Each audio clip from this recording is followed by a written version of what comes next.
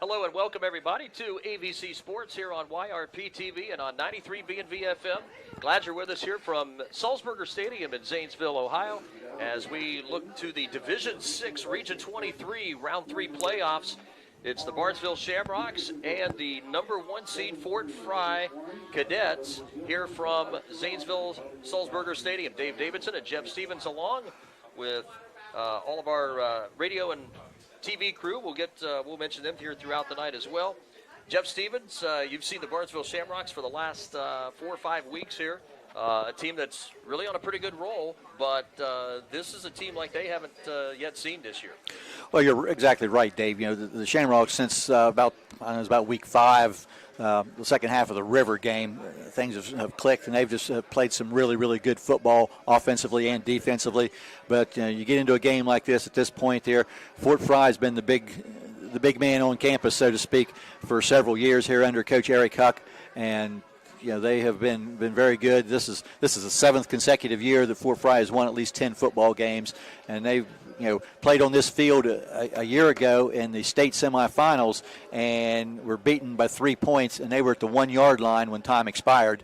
So they were 1 yard away from getting to the state finals last year, and that's their goal this year. And the Fort Frye Cadets really up until maybe the last 10 years or so. This is a football program that was just completely decimated, and Eric Huck, what he has done with this program over the last decade has been really remarkable. They had a playoff year back in the year 2000, but then the time after that, they really struggled and were not very good. This is Coach Huck's 14th year. They had a losing record his first year, and then a couple years later they were 5-5. And outside of that, they've been over 500. And like I said, this is, counting playoff games, this is 7 years in a row they've won at least 10 games. And the kids have bought in to his program. And when he took over the job, he visited with some other successful coaches in the area and talked to them and visited with them to find out, how to run a program. And obviously he's learned well. Well, these two schools matched up last year in the playoffs at Fort Frye in one of the opening rounds.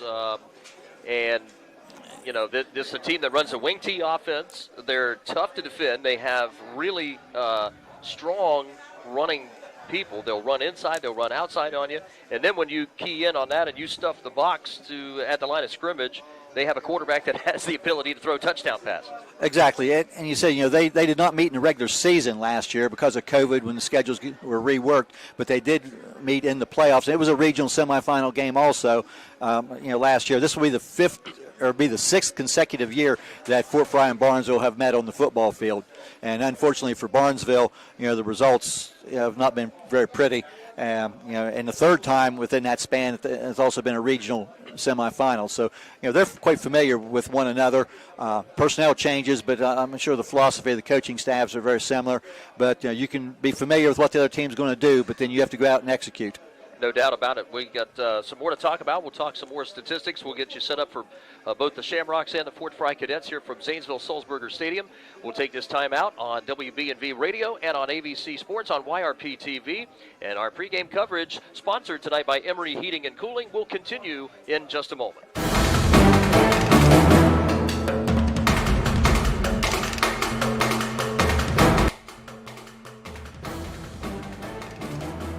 ABC Sports presents high school football. Tonight's game is brought to you by Doan Ford, West 40 Auto Sales, WB Green Insurance, Abel's Electric Heating and Cooling, Southeastern Med, Patrons Buckeye Mutual Insurance, Barnesville Hospital, Village Hardware, The Corner Pharmacy, Malaga Garden Center, Barnesville Dairy Queen, Whitesides of St. Clairsville, Emery Heating and Cooling, Rumor Loudon, Stoney's RV Sales and Service, Smithburger Realty, Conn's Potato Chips, Lewis Drive-Thru, the Barnesville Chamber of Commerce, and Ohio Hills Health Center. Shop Whitesides.com for the most up-to-date selection of new and used cars, trucks, and SUVs. Every make, model, price point, and sales event is readily available to help you find your perfect match and perfect price.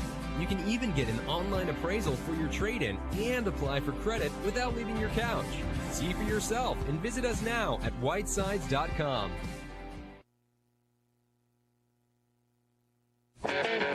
I was sitting in my car, and it wouldn't start. I lifted the hood, and the engine was falling apart. What would I do? My eyes filled with tears. And on the radio, I heard of West 40 by Pay here, where for a little money down and a little each week, I could have a car, nice, shiny, and sleek.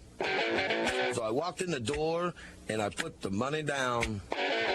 Now I got a nice car that I can drive around.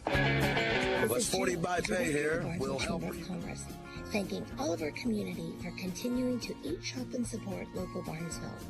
During the holiday season, you can buy Barnesville Gold, and that still supports our local small businesses. Don't forget about our outside Christmas market on the Main, Saturday, December 4th from 10 to 2. Eat, shop, support local Barnesville. And go Shamrocks. Whitesides of St. Clairsville wouldn't be the Valley's new and used automotive leader if we weren't convenient. Shop Whitesides.com for the most up-to-date selection of new and used cars, trucks, and SUVs. Every make, model, price point, and sales event is readily available to help you find your perfect match and perfect price. You can even get an online appraisal for your trade-in and apply for credit without leaving your couch. See for yourself and visit us now at Whitesides.com. I'm not buying till I check Down Ford. Most of us are faced with uncertainty every day. Your job, your finances, sporting events, schooling for your children, and so much more. With so much uncertainty surrounding you, there's one auto dealership that you can be certain about, and that's Doan Ford. You can be certain that you'll always get a great deal and the best service afterwards. In business for nearly 60 years has given Doan Ford the reputation of being a strong, reliable dealership. Be certain. Choose Doan Ford. Online at DoanFord.com. Online at DoanFord.com. Welcome back to Zanesville Sulzberger Stadium. Dave Davidson, Jeff Stevens, Christian Mills back in our WBNV FM studio tonight. Jeff Stevens, as we were talking about the setup here for the game, the Barnesville Shamrocks, really their team's been rolling here recently. The whole system stems around a very strong offensive and defensive line, and they're going to be really tested here tonight. Well, Barnesville, that's a mixture of seniors and underclassmen on both those offensive and defensive lines, but they have played very, very well. And the thing you can say here the last 2 weeks, the playoffs with the Shamrocks playing home and winning, they've been able to take advantage of a couple of breaks and get off to good starts both games. And it's always easier when you play from ahead. But there's seniors along that line. It was announced today that the sports writers in the Eastern District, all Eastern District team, and Gavin Carpenter was named Defensive Player of the Year. By the vote of those sports writers, and several other Shamrocks were first teamers along with the cadets. So a lot of recognition for some of those young men. And we're just moments away here. From the national anthem, we will step aside for just a moment. We'll take these commercial messages here locally, and we'll return with more of our pregame show tonight on WBNV and on YRP-TV, sponsored by Emery Heating and Cooling, after these words. Feeding the world takes the work of a farmer. Patrons of Buckeye Mutual, your local Grinnell Mutual member insurance company, tips our hat to those who help ensure that we can all eat tomorrow. We are proud to offer the coverage farmers need to keep growing. So we're taking a moment to say thank you for planning our future. Trust in farming. Trust in Patrons Buckeye Mutual. Trust in tomorrow. Contact your Patrons Buckeye agent today at 638-3604. Trust in Tomorrow is a registered trademark of Grinnell Mutual Reinsurance Company. Conn's Potato Chips, the premier potato chip and snack food company serving southeastern Ohio, central Ohio, Canton, Akron, Cleveland, and West Virginia since 1935. Their delicious potato chips are a crowd favorite for their fresh flavors and natural goodness. Pick your favorite: barbecue, salt and vinegar, green onion, sweet mesquite barbecue, or cinnamon and sugar. Whether you like wavy or regular, they have you covered there as well. That's Conn's Potato Chips for lunchtime, game time, or anytime. Good potato chips taste like Conn's. Visit them online at conschips.com. Penny wise and pound foolish. At Corner Pharmacy, we see it all the time. Folks driving to St. Clairsville or Cambridge for their $4 prescriptions. Hi, this is Chip Terrett, owner of Corner Pharmacy. You should give us a call for a price on all of your prescriptions. If it's not on their $4 list, you're probably paying too much. Often as much as $10 or $15 too much. And spending your time to do it. Call us, Corner Pharmacy, corner of Main and Chestnut Street, downtown Barnesville. Welcome back on WBNV Radio and on YRP TV on YouTube and Facebook Live tonight. Is that right? Yep. Okay. Dave Davidson and Jeff Stevens. Jeff, with Barnesville, as we said, the front line, the offensive defensive line really has been the unsung heroes, and they always are, but in particular in this group here. A lot of skill position players, though, for Barnesville that certainly, deserve a lot of the credit, too. And, a lot of this thing is going to run, of course, through quarterback C.J. Hannes. Well, hopefully we'll get to talk about those offensive linemen a lot, on that, Logan Shepard, Quentin Lazier, Salvador Alvarez, Gavin Carpenter, Ethan Spangenberg. And there, Ethan Spangenberg is a young man who, started the year as a tight end, but at a need moved into the interior line and, did so without a complaint and has been a very key person. But, in the backfield, C.J. Hannes, again, Barnesville does not throw a lot, but they've been very effective when they've had to. Good running attack. Owen Wise, close to 1,000 yards for the year. Their speed back as a receiver and a runner also. And Spencer Bliss, along with the receiver Chase Connor. So they've got some different weapons here, but as you said, they will be tested because this Fort Frye team is stout on both sides of the ball and really, lost once in the regular season to Lima Central Catholic, who is still involved in the Division VII playoffs. They played bigger schools this year. They played Zanesville right here on this field earlier in the year. They played Logan, which is a much bigger school. Played St. Henry out of the MAC and the western part of the state, which is a perennial power. So they've went out and they've played good people and had a lot of success. Do you think that nowadays with most offenses at high school and college now playing spread offenses and so on, a team like Fort Frye that plays more of the old school football, 3 running backs, it's a traditional wing T, you got a fullback, 2 wing backs, only 1 receiver typically in their formations, is that an advantage for them, do you think? I think it's an advantage for Fort Frye because they would be difficult to play for. And having seen Fort Frye play years ago, and they've run this system forever, even basically the same system even before Eric Huck was the head coach. They'll run a lot of motion. They'll give the ball to the wing back in motion on counters quite a bit. A lot of misdirection. They'll pull guards. They'll do a lot of things that you don't really see a lot of. So preparation for Fort Frye is difficult, and the fact that they're pretty skilled makes it even more difficult. What do you think the big key is offensively tonight for Barnesville? They're going to receive the first half kickoff. Well, with any football game, it's the basic thing. You got to take care of the ball. Don't turn it over. Don't commit penalties. But I think Barnesville needs to have some success early.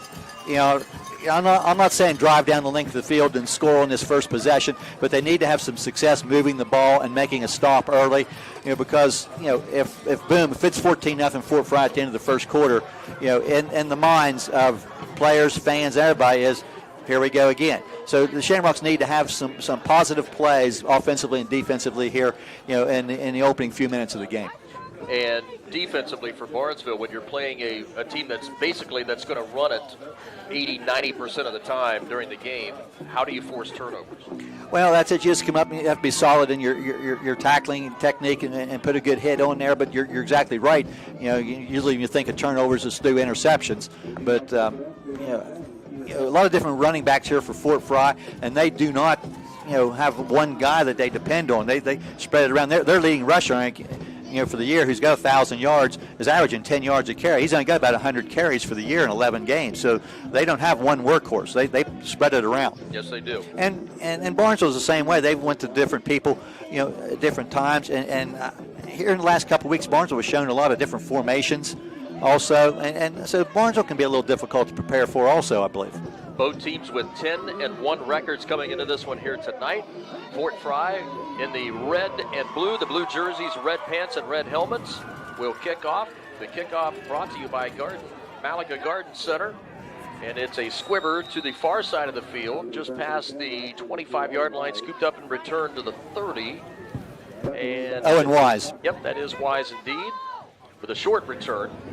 And Barnesville's offense will go to work. First down and 10 from their own 30. Jaden Lucas, 300-pound senior. Gavin Carpenter, 255-pound senior. Logan Shepard, the center, 235-pounder, number 56. And Ethan Spangenberg, a 225-pound senior, along with Quentin Lazier, a junior, at 330 at the right tackle. That's right, Lucas is out for this game here, and that's where the spot Spangenberg is filled in, and they have shifted some players around on that line. First carry is a no-gainer for Owen Wise as he is stuffed coming up that left side of the line and dropped right there at the line of scrimmage. Cadets defense, a basic 4-4 with Hunter Kesselring, Casey Brooker, Caleb Bailey, Caleb Riggs along the front four. The linebackers on the outside, Stone Dixon and Keegan Strode. And the inside backers, Owen Brown, number 2, Zayden Huck, number 7. And we'll get to the secondary in a moment. Play action fake for C.J. Hannes under some pressure. Throws high. Ball batted around. It's deflected away. Nearly intercepted by Owen Brown. The linebacker dropping back into coverage. It was a pretty good throw by C.J. Hannes, but a long way to throw it from the right hash to the left sideline. Yeah, that's a tough throw, and we've not seen Hannes, really go deep downfield, during the season. But he did just very close to getting that ball over top of the defensive back intended for Spencer Bliss, but the defensive back Brown was able to knock it away. So this puts Barnesville on a 3rd down and 10 on the first possession. That's not everything, down a distance Barnesville wants. Yeah, everything I just talked about a few moments ago that Barnesville needs, hasn't happened yet on the first 2 plays. 3rd down and 10, 3 wide receivers for C.J. Hannes. Good protection, only a 3-man rush. Flush out of the pocket, running to the right sideline, throws over the middle, and it goes right off the face mask of the intended receiver, Connor Jones at the 47-yard line. Chase Connor, I should say. It was a well-thrown ball. I think maybe he just lost vision of the ball. A couple of blue and red hands got in the way. It was well covered, so it was a tough throw. But what Barnesville really did, you never want, and especially on your first possession, a 3 and out. Now you're punting the ball away, and Frye is going to get pretty good field position, and pretty stiff breeze blowing here. We'll see how that affects the kicking game. Well, like you said, it's a deal where Barnesville has not shifted the field position here. Some pressure and a good punt here by Barnesville. It's dropped at the 29-yard line. Ball still loose, and it is finally covered up by Fort Frye as Owen Brown was able to pounce on it at the 25-yard line. And boy, Barnesville nearly came up with a special teams turnover. Yeah, you said how do you create turnovers, and it about happened there. But again, almost wasn't quite enough as Fort Frye's able to get on that ball. Nice punt there by Bliss. That's one of the better punts I've seen him have in the last 6 weeks that I've covered the Shamrocks. So it was a good kick. So not quite as good a field position as what we thought Fort Frye was going to have. As they'll start at their own 25-yard line. That's a great job of flipping field position without even gaining a yard on their first possession. 55-yard net on the punt. The breeze blowing just a little bit in the face of Fort Frye here out of the west end zone. And the handoff around the right end and stuffed there by Barnesville as big 72 Quentin Lazier, the 300-pound defensive tackle, bottled that one up. Yeah, a lot of white shirts there. Spangenberg, I believe, there was also in on that. Chase Connor was there, so busting that up, and I didn't see who the ball carrier was, but he had no gain. Mason Long with his first carry. Front line of Fort Frye, Hunter Kesselring at 230-pound senior tackle. Sophomore Graham Baker at left guard. Caleb Riggs, 66, is the center. 53, Caleb Bailey at right guard. And Casey Brooker, number 50, at right tackle. Heavy pressure. Scrambling now is Ian Ellis, the quarterback. Finds some space up the middle of the field and dives toward that first down marker, and he's got it at the 36-yard line. And a gain of 11 on the quarterback scramble by the very shifty senior QB, Ian Ellis, at 6 foot, 185 pounds. Again, I don't think he wants to run a lot, but he has some numbers for the year that is effective and can run when need be. And there, a little bit of pressure, and he scrambled and gets 11 yards for the game's first down. Ian Ellis only about just under 3.5 yards a carry for the season, 229 yards coming into this one here, but picks up 11 big ones right there and moves the chains for the red, white, and blue of Fort Frye. Quick handoff again, Mason Long, right up on the dive through the middle up to the 40-yard line, picks up 4, marking back closer to the 39, it looks like now. I think that was actually the fullback Dusky, that time, but it is a pickup of about 3 yards. So Dusky, number 12, 175-pound junior back. Mason Long, number 4, 165-pound senior back. And Owen Brown, the other wing, and 200-pound junior, number 2. Ellis under center. And it is Long who comes in motion and gets the carry around. And now he ducks it back inside up to the 43, 44. He's going to be 2 yards short of the first down. Again, a good job by Gavin Carpenter to come in there along with Connor Jones. About 5 yards on the play. So a 3rd down and 2. This is a big chance here for the Barnesville defense to bottle up the Cadets offense. Logan Shepard, Gavin Carpenter, Ryan Smith, and Quentin Laser up on that defensive line, but a straight ahead carry for a 1st down again, and that's Owen Brown. Up to the 46, 47-yard line and a gain of 4 more. At their own 47-yard line. Well, already here on this first possession, we've seen 4 different cadets carry the ball. So as I said earlier, they spread things around quite a bit. Wide receiver Braxton Brown to the near side of the field on the right, the lone wideout. Again, out of the traditional wing tee. Owen Brown comes in motion right to left, play action fake. Ellis to throw it, looking deep down the middle. He's got a man wide open, and he hits him at the 18, and he's gone. That's Mason Long with the touchdown. 53 yards, and Fort Frye strikes first here in the first quarter with 7:55 to play in the opening period. Well, that's every bit of what you did not want as far as the Shamrocks. And what's your yardage on that? 53 yards. 53 yards on their first throw, and it is a touchdown. So Mason Long, the recipient of that, and Ian Ellis certainly adding to his touchdowns to pass attempts ratio here. He's already throwing 1 touchdown in every 6 passes. And about 75% completion rate for the year also, but that was a well-thrown ball. Ian Ellis will be the holder for Fort Frye, and that line drive kick somehow nudges its way over the crossbar by kicker Cameron Tennant.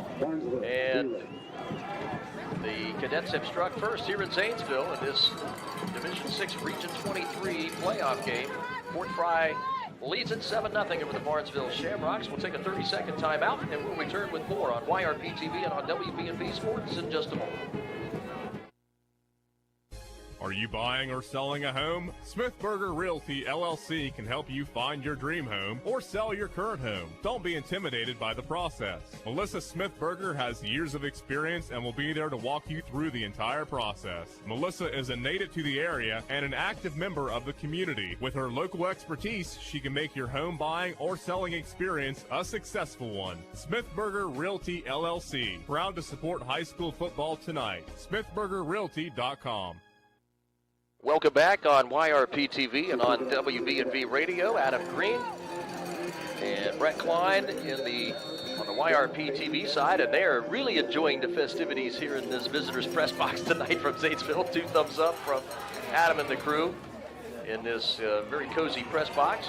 Kickoff by Malaga Garden Center is fielded by Barnesville near the 20 and struggling ahead just short of the 30-yard line is the return man trying to pick up the number there, Jeff Stevens. Chase Connor, I believe, number 11. But numbers bunched up right together. It could be the 29-yard line, though, so not real great field position here to start off with by the Shamrocks. Okay, so already trailing 7-0. Yeah, that number was bunched up. That was freshman Camden Carpenter. So a 29-yard line start here for Barnesville. 2 running backs. Out of the gun is Hannes. Quick throw over the middle. A little pop pass over to Chase Connor, and it's incomplete as it was thrown behind his back shoulder. And the Shamrocks still with now 4 plays from scrimmage, Jeff Stevens, and still 0 yards. Yeah, and C.J. Hannes has had pretty good stats as far as percentage of his completions, especially here recently, being out 0 for 3 here in the early going.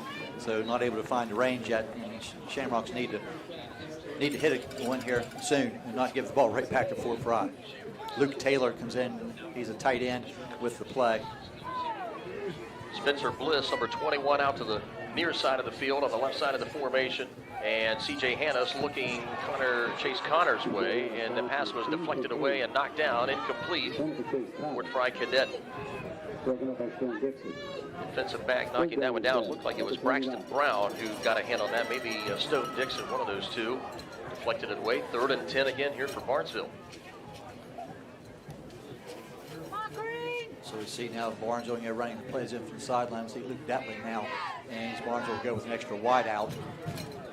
As you said, this is 5 plays from scrimmage. Barnesville 0 net yards thus far.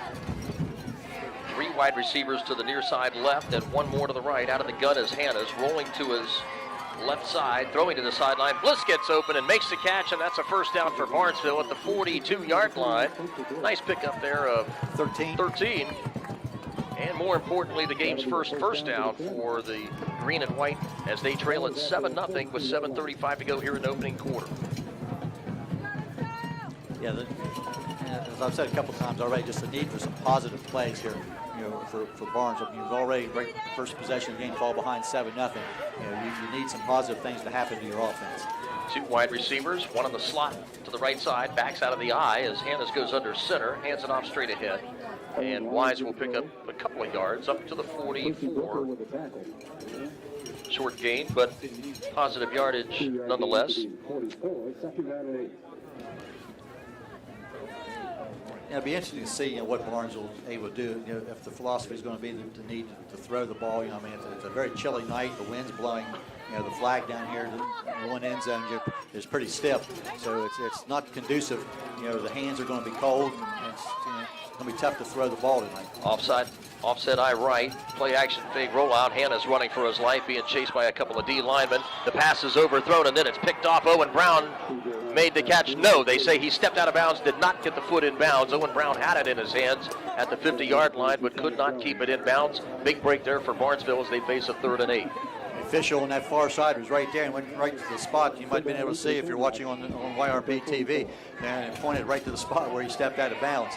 So, a break there for the Shamrocks. It's going to be 3rd down and 8, but at least you get to run another play. And not give it to Fort Frye at your own end of the field. Cadets lead it early on, 7-0. Rocks with 1 first down in the game so far, trying to pick up their 2nd on a 3rd and 8 from their own 44. Trips receivers to the right side. They're trying to set up maybe a quick screen right. Instead, they go to Connor Jones, and he's got Chase Connor over the 50, the 40, 35. Breaks a tackle when he's inside the Cadet 30-yard line. Chase Connor with the big play over the middle as they fake this quick screen to the right side, and they found Chase Connor running all by himself on the slant, and a big play for Barnesville. Got that as 27 yards. On that completion from Hannes to Chase Connor. You can see Fort Frye's defensive backs, edging towards Spencer Bliss. Obviously, he's been the leading receiver, but, we've seen Chase Connor make some big plays, many times during the year. And, that was a big catch and run right there. We're still better than 6.5 minutes left in the quarter here. Barnesville, 2 first downs on this possession. Hannes under center, snaps the ball, and throws it out to Chase Connor again. A flag comes in on the near sideline as the pass is over the outreached hand of Connor at the Cadet 24-yard line, incomplete. Sideline warning on Barnesville, so there'll be no yardage stepped off there. 2nd down.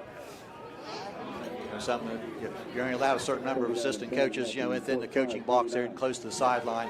So the official on that side, and you see that a lot. I know you're an official on that, but you'll see him make that call early and then not worry about it the rest of the game. It tends to clean some things up. But it just brings attention to the sideline, the fact that, hey, we need to be where we're supposed to be. 2nd down and 10. Near the halfway point of this first quarter, handoff. Spencer Bliss will carry it off the right side of the line and maybe gets a yard at best. He's going to be stuffed around the 29-yard line of Fort Frye. And I don't think there's going to be any gain. It looks like 0 for Bliss instead. So they bring Bliss in the backfield. Wide receiver Tayson Starr, the sophomore, brings in the play, and he will line up as an extra receiver. Now coming all by himself to the left side, number 1. 3 other receivers, Chase Connor, Bliss and Detling on the other side.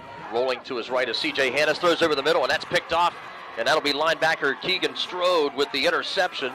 Coming up to the right sideline at the 35-yard line, bottled up there by some Barnesville offensive linemen.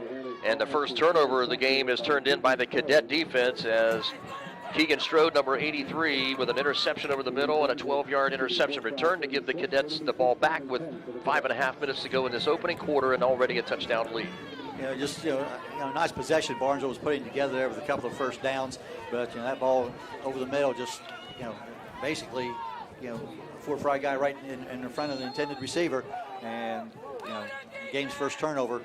Fort Frye has the ball in pretty good field position. A little bit off target. Owen Brown goes in motion left. They'll hand it off on a counter on that wing tee, and it'll be again Mason Long up to the 43-yard line. A nice gain of 7 for the 165-pound senior wingback.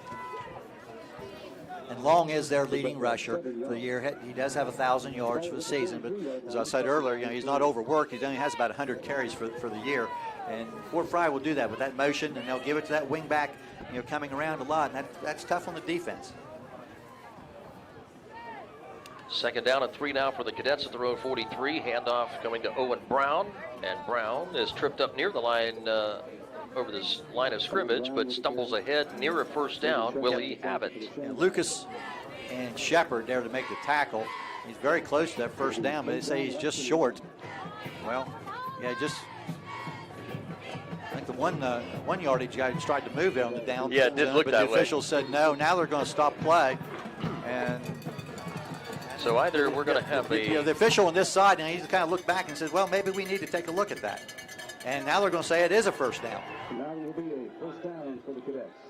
I thought that was the original signal, and there did seem to be, from both the line judges, it did seem to be a discrepancy between the two. So the chains move to the 46-yard line of Fort Frye. First down and 10. 4:30 to play in this opening quarter. 7-0 Cadets over the Shamrocks here in this round 3, week number 3 of the playoffs. Ian Ellis on a play-action rollout to his left, under some pressure, throws out into the flat, and that's Dusky with the catch, the 50, depth the far sideline to the 40, and in Barnesville territory near the 35. That'll be a gain of close to 20 for fullback Ethan Dusky, 5'8", 175-pound junior back. Run out of bounds at the Rock 34-yard line, and that's what happens, Jeff, when you key up on the line of scrimmage for the run. Ian Ellis certainly has the ability to throw it short or long over top of you. Well, that's what makes their fast passing game. They don't throw a lot, as we've said before, but when you run it with success, then that play-action pass, and you can see where the back Dusky slid out in the flat, and there was nobody close to him. Out of the pistol set now is Ellis, about 3 yards behind the line of scrimmage. Snapped it back to him. 3 receivers in the pattern to his right. Flushed out into the pocket toward his right. And he is escaping one man, and a tackle and a sack for Barnesville as Luke Costello. Spangenberg, I believe, was the first man there. Yep. And Costello turned him in, and Spangenberg finished him off. Ethan Spangenberg's changed numbers every week here for the last 3 or 4 weeks, but he's wearing number 53 tonight from his linebacker spot. And that's a sack there, and that's a big play. That's going to lose about 8-9 yards. So Spangenberg has worn 84. Sometimes he's worn 60, and tonight he's in 53. So a good defensive play for Barnesville, and that will make it a 2nd and 19. See, we need Browning here to keep us straight on all these numbers. We've had a number change from both sides. Sometimes we get them on time, and sometimes we don't. Good protection for Ian Ellis. Throwing out into double coverage. That ball is caught by Owen Brown inside the Rock 25 at the 24. And that will be very close to a first down, and he may have it. Ellis has such a strong arm. He was throwing against his body, rolling left, and still had enough mustard to get it down the field, and a 19-yard pass reception to Owen Brown to move the chains again for the number 1 seeded Cadets. That's the 5th first down for Fort Frye thus far. 3 for 3 on completions by the Cadets, 3 different receivers. And this offense is just a well-oiled machine most of the time. Ellis will go under center, again back to their traditional wing tee. Brown on the right side, number 2, and the motion man Mason Long. They faked it to him, and instead they dive with Ethan Dusky off the left side of the line up toward the 17-yard line. Picks up close to 7 more. He kind of slid through there. He got a little bit more than what I thought he was going to initially, but he's down around the 17-yard line. Clock running here under 2.5 minutes. First quarter, Fort Frye 7 and Barnesville nothing, and the Cadets now in the red zone of the Rocks. Again, a wing tee with Brown, the motion man, going left. They'll give it again Play action fake. Ellis rolling, now scrambling away, and he's finally going to be wrapped up. No, he got stripped of the football, and Owen Brown was back there to fall on it for Fort Frye. I did not see the ball come loose momentarily, but they'll move him back to almost the original line of scrimmage, so they'll lose about 7, the same 7 they gained on the previous play. Yeah, just, that go down as a sack by the defense there, but good pressure by that front set of Barnesville. That's a couple times they've have gotten really nice pressure on Ellis and made plays. Puts it about 3rd and about 9 here for the Cadets from the Barnesville 24-yard line. Big chance for the Barnesville defense here. Ellis sends Brown in motion, and they will give it on the counter, and this will be Brown again. Owen Brown banged at the 23 and down at the 20. Nice, pretty good recovery there by the Barnesville defense to handle that counter play. Gain of 4 for Owen Brown, and now a 4th down and a fairly long 6 yards. Yeah, a chance here for the defense to make a play here for Barnesville. They've done a couple of sacks on this possession, but they need one more big play here to get Fort Frye's offense off the field. Barnesville defense digs in. Out of the pistol set is Ellis. And, there's going to be movement here by the left side of the line for Fort Frye. False start on 4th down and 6 for the Cadets. That'll move it back to the 25-yard line, and a huge mistake there for Fort Frye. And I really don't think 4th and 6, now 4th and 11. I'm not really sure if that changes the play call by Fort Frye here.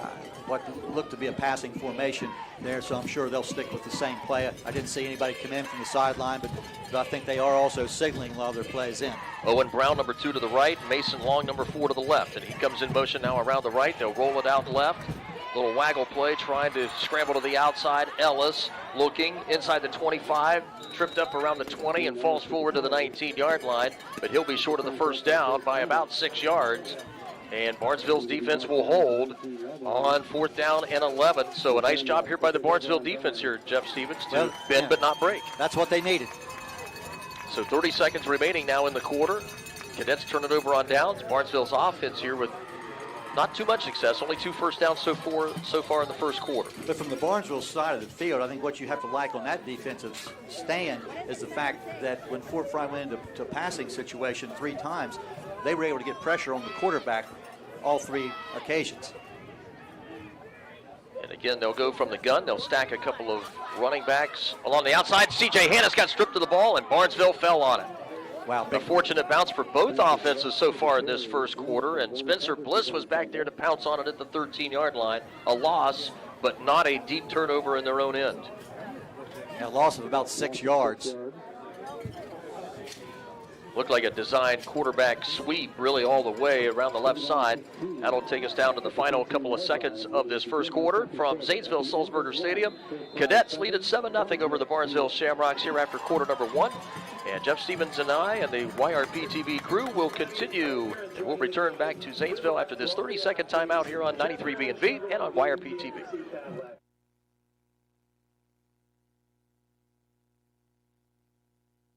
The Ohio Hills Health Center's team is cheering for the Barnesville Shamrocks in the playoffs. Their healthcare team is here to support you on and off the field with health, dental, and behavioral health services. For your convenience, the Barnesville Center offers evening hours until 7 p.m., Monday, Tuesday, Thursday, and Friday, and Wednesday morning starting at 7 a.m.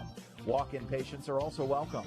Ohio Hills Health Centers offers accessible and affordable health care, and they support our home team. Good luck, Shamrock. Adam Green and Brett Klein back here in the YRP TV setup, running the cameras here for us tonight. If you're watching on Facebook or on YouTube, we appreciate all of our viewers. And if you're the traditional, we're trying to give you the word pictures as well here throughout on the radio side on 93.5 FM. However you're listening or watching tonight, we appreciate it. Thanks a lot. Our fine Rocks football sponsors, we want to mention them here right now as throughout the night. Village Hardware, Patriots Buckeye Mutual Insurance Company, Abel's Heating and Cooling, West 40 Auto Sales, Rumor Loud, Southeastern Med, Doan Ford, Ohio Hills Health Centers, and Smith Burger Realty.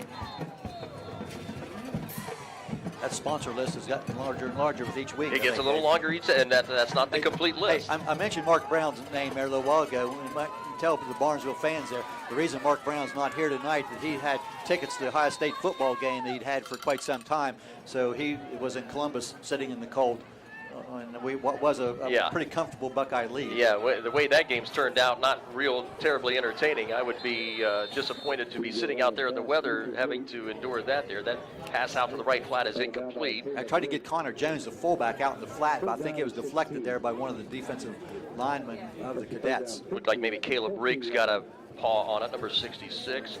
So Barnesville just 2 of 10 throwing the football here in the early going, and for the most part, with the exception of a couple of completions, well covered and a couple of balls deflected, and one ball actually was intercepted. Well, it was intercepted. Another ball that was nearly intercepted, but the defensive man was on the line and out of bounds. So a little difficulty here in the passing game here for Barnesville. Barnesville's got a hustle. Their play clock's coming down, and I think Coach Allen got a timeout. that's a swift move. Coach Blake Allen racing down to the line judge to call the timeout with 1 second on that play clock. So Barnesville burns an early timeout here in the second quarter. 11:55 to go in this first half of play. Fort Frye scored in the first period, about a little over 4 minutes into the first quarter on a 53-yard bomb from Ian Ellis to Mason Long, and the point after attempt good, and that's our only scoring in this Division 6 Region 23 playoff game so far. Yeah, coming off this timeout now, which Barnesville was forced to call because the play clock was running down. Barnesville looking at a third down and about 15 situation here. So, Shamrocks have kind of almost, gone away from the running attack here thus far. I have them only, with four running plays thus far as opposed to 10 passing plays. I think Barnesville would like to be able to run this ball a little bit more in the run-to-pass ratio than what they've been doing. But that defensive front for Fort Frye, they've got a couple guys there. It's been there for a while. There's a Brooker, there. It's pretty good, and a Kesselring there that's been there for a while. And they're very, very solid on that defensive front. 4 wide receivers set for Barnesville on 3rd and 15. Rolling right is C.J. Hannes. He's got some protection. Pump fakes. Now scrambles back to his left. Tries to scramble forward and picks up a few yards before being dumped at the 15-yard line. And looks like Hunter Kesselring, number 52, the defensive end, got his hands on the Barnesville quarterback, and a punt situation here for the second time for Spencer Bliss. And good coverage downfield. Hannes has had nowhere to go, and then by the time he tried to tuck under and run, no running lanes there either. Just nowhere to go. So But a smart play to not force something that's not there. Exactly. And that's going to put the Shamrocks back in punt formation. Mason Long and Braxton Brown are back deep to receive it for Fort Frye. Bliss punting from his 5-yard line. That's a different punter there. Oh, that is this time. We'll catch that in a minute. That might be Orion Smith. And the punt goes bouncing just short of midfield and will roll back to the Cadet 48-yard line. They'll mark it there. That was Salvador Alvarez, yep. That punted on that time. He's had a few of those in, I think, during this season.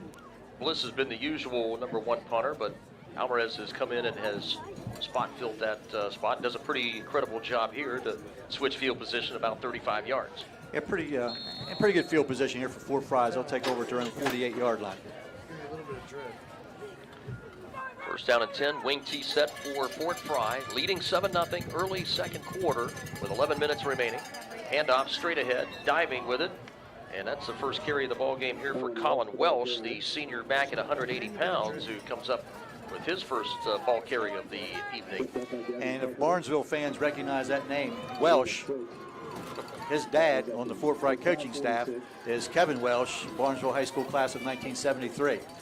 How do you know somebody from the 70s? When do you think I went to school? Oh, is that it? Okay. But 6-yard pickup. Good pickup there. Fort Frye at the 46 of Barnesville. Second and a short 5. And Ellis, quick handoff. And Barnesville, nice job of bottling that up quickly. Only about a 2-yard gain with forward progress.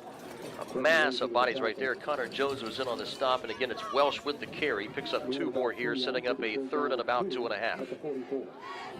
But Colin Welsh had been out for much of the year with a broken leg and just came back last week and saw a little bit of action and probably a little bit more today because I did get an opportunity to talk to his father, Coach Welsh, down on the sidelines there before the game. And Ian Ellis, number 10. The senior QB will snap it, and he will give it around to Mason Long, and he's got plenty of room on the right side, down to the 30, 25-20, and finally bounced out of bounds near the 15-yard line of Barnesville on the sweep carry. I think. And is there a penalty flag down? There is a flag on the play. And that's much of that play is going to come back. Holding is the call against Fort Frye, so another big break for the Rocks. Enough of a glare there. It's hard to see exactly where the flag was thrown, but it will be a holding call. Looks like it looks like the flag was dropped. It looks like about the 33-yard line. I can just barely see it in the reflection here now as they pick it up. So I did not see it originally. Yeah, 10 yards from the spot. We'll take the ball back to the 44-yard line. So essentially, it only turns out, the way they mark holding penalties off, they don't mark them off from the line of scrimmage like they do in college and the pros. Yeah, it occurred 10 yards downfield, so the 10-yard penalty basically puts it back. You're going to replay the down 3rd and 2. But a big break for Barnesville's defense here. 3rd and 2. Cadets at the Rock 44, leading 7-0 with 9.5 to go in the first half. Mason Long, the motion man, comes left, the fumbled snap, and Ellis has to fall on it back at the 48-yard line. They'll lose 4 yards on it, and that's the second time that there's been a bad exchange or that Ellis has had a bit of trouble at the QB position hanging on to the football. You see that a lot, when a team, they run some plays out of the shotgun or the pistol, and then sometimes they go under center, and that has to be a hard adjustment for the center and the quarterback, especially on a cold night. That lost 5 yards, and now Fort Frye's going to have to punt the ball away. So Rock's defense holds here near midfield with a couple of Fort Frye mistakes in the last 2 plays. And this one is booted away. Fort Frye, it'll bounce at the 15 of Barnesville. Shamrock staying away from it. It'll roll back to the 8-yard line. And it is down there by the cadet special teams. Yeah, Carter Brooker was the Fort Frye punter. And you got a nice roll there, taking the ball down. See exactly where they spot that. It's going to be inside the 10, as you said. So not very good field position here for the Shamrocks on this play. But the score remains 7-0 as now the defense is held for the second time. Yeah, and again, Barnesville getting a break there with the holding call then that canceled out a pretty decent run there by the Cadets. So even though you're starting at the 8-yard line, but you do have possession of the ball, and as you say, it's still a 7-point game. C.J. Hanna's under center, backs in the eye. And Connor Jones with a lead block ahead off the right side of the line. That'll be Owen Wise. And Wise is tripped up at the 10, a gain of a couple. And Caleb Briggs, defensive end, in on that stop, number 66. 2nd and 8 here for Barnesville. Under 8.5 to go in this first half. From Zanesville Sulzberger Stadium here in Division 6, Region 23. In this regional semifinal playoff. Shamrocks really need to get something going on the ground here. They cannot rely on having to throw the ball as often as they have here in the first half. Spencer Bliss, the lone wide out to the near side. Hanna's on a play-action rollout. He's under some heavy pressure, escapes from that. Looking, throws, tries to loft one over into double coverage, looking for Chase Connor at the 25-yard line. That's a great job by C.J. Hanna's just to get away from a couple of would-be rushers, and really Caleb Bailey was putting some heavy pressure on the QB. Well, avoiding the sack is good, and then he was able to get the ball over top of the defensive man. Almost impossible for Connor to make that reception there along the sideline. The ball was thrown in a place that I don't think where the defense wasn't going to get it. So, almost the same as throwing the ball away. Yep. It does bring up that 3rd down and long situation now, 3rd and 8. Number 8, Luke Dentling, is an extra receiver in the middle of that trips set on the left side with Spencer Bliss on the right side. 4 wides from the gun is C.J. Hanna's quick throw toward the sideline. And a nice grab by Spencer Bliss with tough, tight man-to-man coverage at the 22-yard line of Barnesville. Mason Long was right there with him, and Bliss did a great job of pulling in the hands and snatching that ball out of the air to get a Barnesville first down. That's going to be a 12-yard pickup. And I'll tell you, from where we're at here in the press box, it looked to me like that ball was thrown before Bliss turned. Totally a timing play, and it worked well for the 3rd completion of the night here for Barnesville, and by my count, their 3rd first down. Extra tight end Luke Taylor coming in on this play here for Barnesville. Backs in the I formation. Foreman Wise in there with a lead block for Owen Wise. Off the right tackle, up to the 25-yard line. Yeah, and a gain of 3. About 3, but still, running that thing, and I know as a tailback, they're wise, trying to search out that hole that wasn't really there. So you're not really hitting in that line as hard as you'd like to see, but sometimes when you have to kind of slow down and try to find the hole. Luke Dentling, the receiver, number 8 to the near side, and now Chase Connor will set up as a tight end on the left side of the formation with Spencer Bliss out wide left. 2 backs for C.J. Hannis out of the gun. Quick throw, slant over the middle, and Chase Connor, the ball was right there in his hands, and that one really is on Connor right there, as that ball was right on target and dropped at the 33-yard line. A chance here for a nice gain there. Just, I hate to say it, but, basically, the ball was very catchable, and he just did not make the play. So a 3rd and 7. Ball at the 25-yard line on the right hash mark. 7:15 remaining, second quarter. Cadets up 7-0. And it might be one of Hannis's better throws thus far tonight in the 13 attempts that he has. Out in front of the receiver and hit him in stride. It just didn't happen. 3 receivers to the left side. Looking that way is Hannis. Throwing over the middle, and that's picked off again. That's Strode again. His second interception, and he is going to take it to the house for a Fort Frye touchdown. Intercepted by number 83, Keegan Strode, and returned for a Keegan Strode with his second pickoff of the night.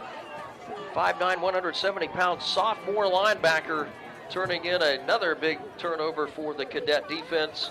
And he gives Fort Frye a 13-0 advantage now with 7:05 to go in this first half. And we'll double check the yardage on that here in a moment. But the second interception by Strode here thus far. And number 81 again is the kicker there, Cameron Tennant. He was successful first time. Quarterback Ian Ellis the hold, and Tennant a senior right-footed boot. This one here looks much better, and it's true to form right down the center. And the number 1 seeded Cadets now have increased their lead thanks to the defensive score. Keegan Strode unofficially with the 29-yard interception return touchdown, and giving the Cadets now a 14-0 advantage over Barnesville. Our second quarter coverage here in the regional semifinal playoff will continue on YRP TV and on 93 B&B Sports in just a moment. No need to go out of town for your hardware or rental needs because of Village Hardware and Rental in downtown Barnesville. They have the tools and supplies for your seasonal projects. So stop by today at 265 South Chestnut and see those selection of Case knives, Melissa & Doug toys, Valspar paints, and so much more. Village Hardware has an indoor lumber yard and rentals to help you tackle any project, big or small. Shop smart and shop local with Village Hardware and Rental. Go Rocks! Dave Davidson, Jeff Stevens back to Salzburger Stadium in Zanesville. Adam Green and Brett Klein running the video controls for us on YRP TV. Nearly 200 watching us right now on YouTube here at the moment. And we're glad all of you folks are along. Hope you're enjoying the pictures that you're seeing as much as hopefully the audio as well from us. 31-yard line, the kickoff brought to you by Malaga Garden Center. Just 11 miles south of Barnesville on State Route 800. Short return again as they squib it, and a short return up to the 31. Yeah, picked up there by Chase Connor. You can tell, obviously anybody that's followed Barnesville all year will know that teams, if they know what they're doing, will not kick the ball to Spencer Bliss. So I think the kicker is identifying number 21 Spencer Bliss and kicking to one of the other 2 people every time. But okay field position here for Barnesville to run 31-yard line, but after that turnover, where you're worried about C.J. Hannis's confidence now with a couple of picks here in the first half. Got to forget about those. He's going to throw deep down the right side, looking for Bliss. A one-on-one coverage by Mason Long, and it's incomplete at the Cadet 40-yard line. So, yeah, you've had the 2 picks by the Fort Frye defense, and then you've had a couple of dropped balls also by Barnesville receivers, and that's tough for a first-year starter in C.J. Hannis. Yeah, I know he got some time in last year, but in his first time, and he's had some great success throwing the ball this year. But again, he's never thrown the ball against a defense like this that's doing a pretty nice job. No doubt, both teams 10 wins coming into this one tonight, just the 1 loss for each side. And you've not thrown the ball any this year when it's been 35 degrees and the wind blowing either. Yep, this has been the chilliest night of football so far for them. And then a good pitch out, sweep to the left side for Spencer Bliss. Bliss around the left tackle to the 40 and has a first down as he drags a couple of Cadets with him up to the 43-yard line. That's a nice run of 12 yards for Spencer Bliss. Yeah, nice job there, and that's something we've seen Barnesville do at different times this year. They move Bliss around, and here they've lined him up at tailback. Now Wise will come back in onto the field along with Duker Costello. As Barnesville, will show some different things, but they try to move Bliss around and getting the ball into the open field whenever possible. And a touchdown would be really, really sweet for the Shamrocks. Bliss is in the slot, along with Duker Costello, number 7, out to the right side. Running for his life is C.J. Hannes, and being dragged down by the jersey. And a sack there by, again, the defensive end, Caleb Riggs. And he has made a few tackles for loss here in this first half. And Hannes has been able to elude him most of the time, but not on this play. And that's going to end up being about a 7-yard loss for Hannes on the sack. So a long long second down situation now. Second down, 18. I have Barnesville only for a net of 7 yards rushing thus far in the game, and that's been their bread and butter, and it's just been completely shut down at this time. 4 wide receivers for Barnesville. Out of the gun is Hannes, running on a little quick option. They pitch it out to Bliss, but the Cadet defense have strung that out all the way to the left side, and they'll lose, again, big yardage back to the 29-yard line. It looks like another loss of about 6 on that option to the left. Yeah, late pitch there also, and Hannes had nowhere to go, and he pitched it to Bliss, who also had nowhere to go, and boom, now it's third down, and we're talking about 23 yards to go. Not much in the playbook for 3rd and 23 from your own 30-yard line. Not much. 4 wideouts as Hannes goes again from the gun. And he will keep it himself on a quarterback draw. And Hannes trying to just pick up some positive yardage, not make a big mistake, already taken, not to take themselves further out of the game at 14-0. He'll scramble for a gain of about 7 or 8. It'll be stopped at the 37-yard line. Punt situation here for the 3rd time for the Rocks. And now the problem you run into, even with a good punt here, you're giving the ball back to Fort Frye here with about 4 minutes left before halftime. And Almaraz is once again back in punt formation. Salvador Almaraz will be back to punt it for the 2nd time. Good snap back to him. Some pressure, but he punches this one away. Sends a wobbler back to Mason Long. Fair catch called for at the 30-yard line. So another fine boot by Almaraz to pound that ball down. And again, a couple of times here we've seen both Bliss and now Almaraz really switch field position pretty nicely when Barnesville's been stopped deep in their own end. That's about a 34-yard punt with no return. So, you'll take that at the high school level. Here's Fort Frye now from their own 29-yard line. 4:09 left before halftime. 14-0 Cadets. Wide receiver Braxton Brown will flank out wide to the far right side, number 11. Owen Brown, number 2, is in the slot to that right side. Out of the gun now is Ian Ellis looking to throw it, rolling out to his right on 1st down and 10. Throws to the sideline, caught at the 35, and run out of bounds is Braxton Brown at the 40-yard line. A gain of 11. That'll be another Cadet 1st down in this 2nd quarter. Ellis still perfect in the passing game. Yes, he is 4 of 4 with 4 different receivers making catches. So we'll see if Barnesville's defense one more time can weather this first half storm. Braxton Brown, the wide out to the left side. And again, the wing T with the other backs. And the wing back in motion is Owen Brown, but they'll give it off to, is that Welsh? Is that Husky again, or is that Welsh? It's Welsh. It's Welsh this time, number 5. It's about 5 yards. Up to the 45-yard line. Clock running at 3:45, 2nd quarter, and the Cadets up 2 scores. Well, they told us, that Colin Welsh probably would play a little bit more this week than last week. I think last week was his first week back from his injury that had taken him out most of the year, and he's carried the ball 3 times here in the 2nd quarter. And Welsh is the fullback behind the QB, Ellis. Motion man Mason Long leads him that way toward the right side of the line. Welsh escapes one man near the line of scrimmage and has a 1st down, a gain of 7 up to the Rock 48-yard line. And Chase Connor was in there. Tayson Starr, the linebacker, was one of the guys to trip him up, but not until they moved the sticks again. That's all Fort Frye needs, is another weapon added to the mix that's missed most of the year. No doubt. I have Fort Frye now with 7 first downs. And they have the ability to grind this out on the ground and use up most of the clock here to go downfield with their running attack. Ellis under center. The front four of Barnesville dig in.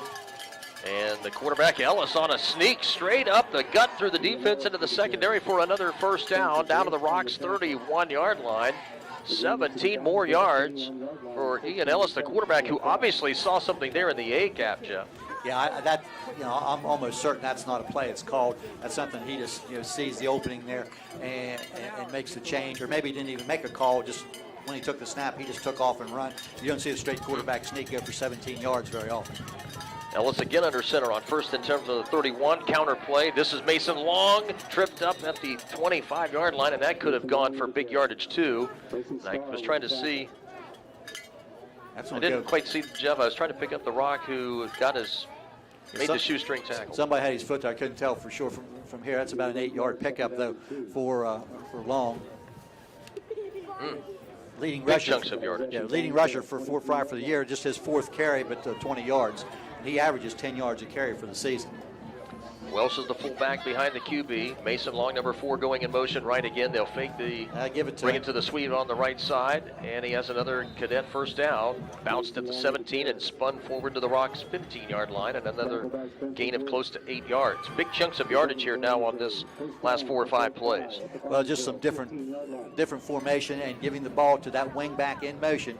That's been a Fort Frye staple for years, and when you've got the good backs, that's tough to defend, especially for your outside defensive ends that have to stay home and try to force that back inside. And there's usually a pulling guard there also.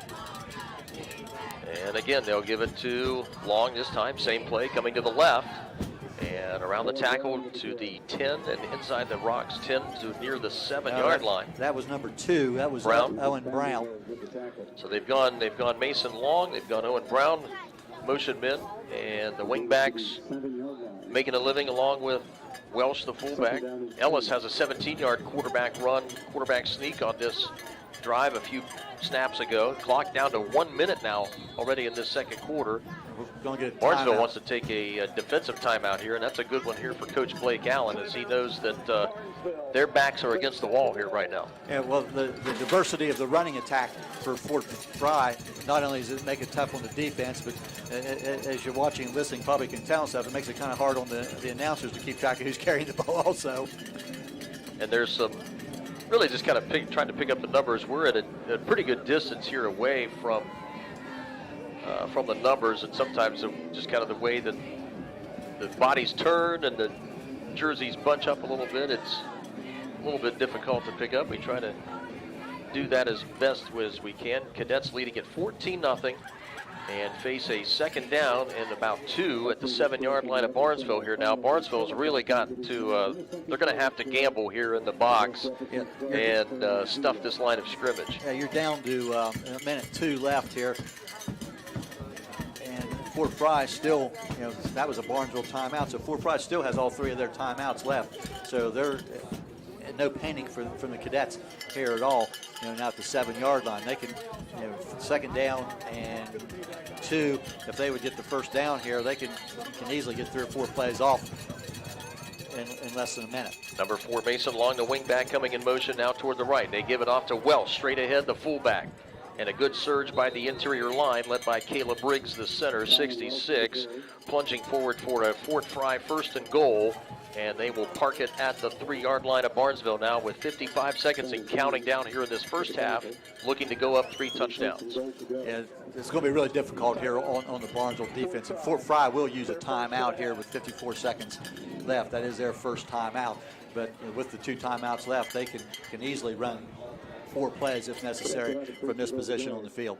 Well, Barnesville early on, really the first quarter and the first 4 or 5 minutes here of this second period, we saw Fort Frye made some mistakes on offense. They kind of killed 2 of their own drives really themselves too, or helped Barnesville's defense out. But now it seems like that the momentum has kind of slipped away from Barnesville here offensively, and the defense now is you're starting to see some of the wear down here that Fort Frye's wing T can put on you. Well, as you say, Barnesville just has not been able to sustain more than a play or 2. You get a decent gain, but then there's a loss.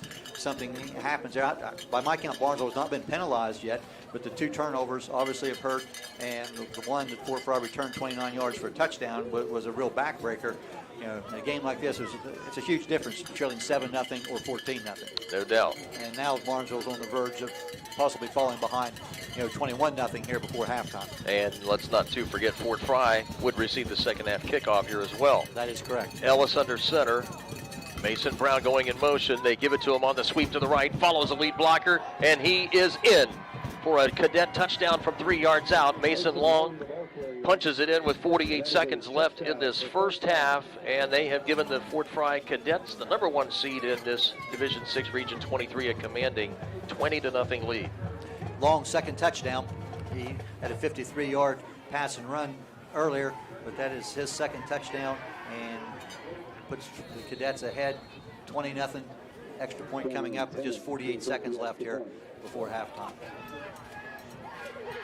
The holder is quarterback Ian Ellis, and Cameron Tennant, the senior kicker, number 81, will set up. Good snap and hold, and the line drive kick is punched through, and the dejected Rocks coming to the sideline now, and Coach Blake Allen still trying to keep his men motivated, but they know that they are in a deep hole right now with 48 seconds remaining and just 1 timeout in this first half as they trail it here to Fort Frye, the number 1 seed, 21-0. Well, as I mentioned during the pregame there, Dave, when you asked, what needs to happen as far as Barnesville, and I talked about, the positive plays, because what Barnesville did not need happen was to fall behind. It happened. Now it's 21-0. So, the morale obviously is not going to be very good going into the locker room at halftime. And basically, it's something that I think most fans probably thought was impossible to happen. Hoped that it wouldn't happen, but things like this happen. I saw the game last night where Meadowbrook with the great season that they had run into a buzzsaw last night and lost 35-0 in a regional semifinal game. So you get to this point, you're playing good teams, and if you're not playing your best, it's trouble. Now, part of the reason you're not playing your best is because you're not playing a bad defense. It's how good the other team is on the other side of the ball. That's right. And these blue shirts and red pants are pretty good. This kickoff brought to you by Malaga Garden Center, 11 miles south on State Route 800 of Barnesville. And the squib kick is finally scooped up by Spencer Bliss, and Bliss with nowhere to go as he is swarmed by a sea of red, white, and blue at the 15-yard line. And Bliss and the Rocks 85 yards away from the goal line now with 40 seconds remaining in this second quarter. That just line drive kick that bounced around there, and by the time Barnesville picked it up, Fort Frye's coverage team was downfield, and Bliss, who has broken kicks and punts for touchdowns, multiple times during the season, just it was not there. And now at the 15-yard line, you may take a shot here for one play downfield, but I think if you're Barnesville, you just want to make sure it doesn't turn into a 28-0 game. Let's see what they do here. And Hannes on a quarterback draw out of the spread formation. We'll get back to the line of scrimmage, and that's it. And Fort Frye, I think, is going to quickly call a timeout. And they will with 35 seconds left. That's their second timeout, is that right? That is correct, yes. So second timeout burned here by the Cadets defense, trying to make Barnesville work to run out the remaining 35 seconds of the second quarter. Yeah, with one more timeout remaining, if Fort Frye calls a timeout after this play, Barnesville can still run their third down play, and the clock can run out, so Fort Frye would not get the ball back. But cold night, make the team take one more snap, and you don't know what might happen. We've seen both quarterbacks here fumble the ball a couple of times here in this first half. Even Ian Ellis over on the Fort Frye side has had a few times where he's had trouble. And I've said it a couple of times before, the hands have to be cold out there, 35 degrees or maybe less than that, windy. The ground's a little bit wet, this artificial turf, because there was a little bit of drizzle earlier. So, you can only imagine how cold the hands are down there, and how cold some of the people are probably sitting down in front of us here. 3 wide receivers to the left side, and one more to the right for Barnesville. A quick throw out to the left flat, and that is caught out of the 20, 25, escaping past the 30, and a first down play for Barnesville up near the 35. That is Spencer Bliss. So they do. That's about 19 yards. Set up a quick screen. They get it to the 34-yard line. Rocks with one timeout, and they'll set up and they will spike it to stop the clock with 23 seconds, and they'll face a second down and 10. So a little bit of life here by Barnesville, but still a long way to go, but look at this, maybe turn in a trick play or a big play here before halftime. Just that quick out there to Bliss, showed that, Spencer Bliss, when he gets out in the open field and breaks the tackle, is capable of a big gainer on that. Just, 19 yards, but with only 23 seconds left, you need several 19-yard plays. Bliss is by himself to the right side. They triple cover him, and the throw to the sideline is short of Bliss. I think it was deflected by one of the linemen. Like Caleb Riggs or maybe Zayden Huck, one of those two got a hand on it on the Cadet D line. 3rd down and 10 now for Barnesville with 17 seconds left. And now what you're in danger of is not running out the clock and giving the ball potentially back to Fort Frye here with still one timeout apiece. Exactly, with 3rd down and Fort Frye still having the timeout left, things kind of changed from what we talked about before. So if this play is stopped short of the 1st down, I would say Fort Frye may spend that last time out. 3 receivers to the right side and 1 to the left, and setting up a screen to the left side and swarmed at the 31-yard line. I think that was Owen Wise that they were able to dump the ball out there too, but Wise is swallowed up quickly. He'll lose a few yards on that play. Yeah, he'll lose a couple of yards. Clock is stopped with 10 seconds. Fort Frye will call the timeout. They'll burn their final timeout of the half. And they will, looks like they will force Alvarez to punt it one more time here before halftime. And the biggest thing you need to worry about here is just, need a good snap and make sure you get the kick away. And that's going to use up most of the 10 seconds that's on the clock. As a matter of fact, Fort Frye could very likely not even put a deep man back and let the ball bounce just to make sure Barnesville doesn't try something tricky up here, which I would think they would not, in this situation. It's 4th down and, 4th and about 13. Bliss is the man back now to punt it this time. We saw Alvarez punt the last couple. Bliss was the punter on the first attempt, and he'll get his second punt attempt here now, standing back at his own 20. They will send one man deep back to receive. I believe that's Braxton Brown. Some heavy rush there, and Bliss with a short punt as he was rushed a bit. That bounces at the Rock 47. Finally rests to a stop at the 46-yard line, and they'll stop it with 1 second. Barnesville down the punt there, but somebody should have yelled down there, don't touch it, just let it roll there. And the half would have run out, with 1 second, left on the clock. So Fort Frye is going to get the snap at one time. And I'll tell you what, to me, as far as Fort Frye is concerned, anything can happen there as far as giving the ball to one of their good backs, or Ellis just going back and just heaving her downfield. Still a little bit of a nervous for the Barnesville defense. But Coach Huck might be content on the 21-0 lead and just run a basic play in the line. Well, he was still calling timeouts here with a 21-0 lead. We'll see. From the pistol, Ellis on the final play of the half rolls out to his right, and they are looking deep. Ellis will tuck it in and run it. And a good job by the Barnesville defense. Gavin Carpenter comes up to make the tackle after Ellis, the quarterback, runs for a gain of 3. But that will take us to the end of this first half from Sulzberger Stadium in Zanesville. Barnesville weathered the storm early on in this first half of play, and the Fort Frye Cadets taking advantage of a couple of Barnesville C.J. Hanna's interceptions and have turned this one into a 21-0 halftime lead here in Zanesville. The scoring plays, Fort Frye, a 53-yard pass, Ian Ellis to Mason Long. A little over 4 minutes into the first quarter to take an early 7-0 lead after stopping the Rocks on a 3-and-out. And then with just over 7 minutes remaining in the second quarter, Barnesville deep in their own territory. C.J. Hannes, after an incomplete pass to his receiver Chase Connor, a play that really should have gone maybe to the distance or gone for a big play for Barnesville. On the incompletion, the very next play, an interception turned in, the second one of the game by linebacker Keegan Strode, number 83 for the Cadets, and he returns at 29 yards for the interception return, pick 6, and the PAT again by Cameron Tennant made it a 14-0 game.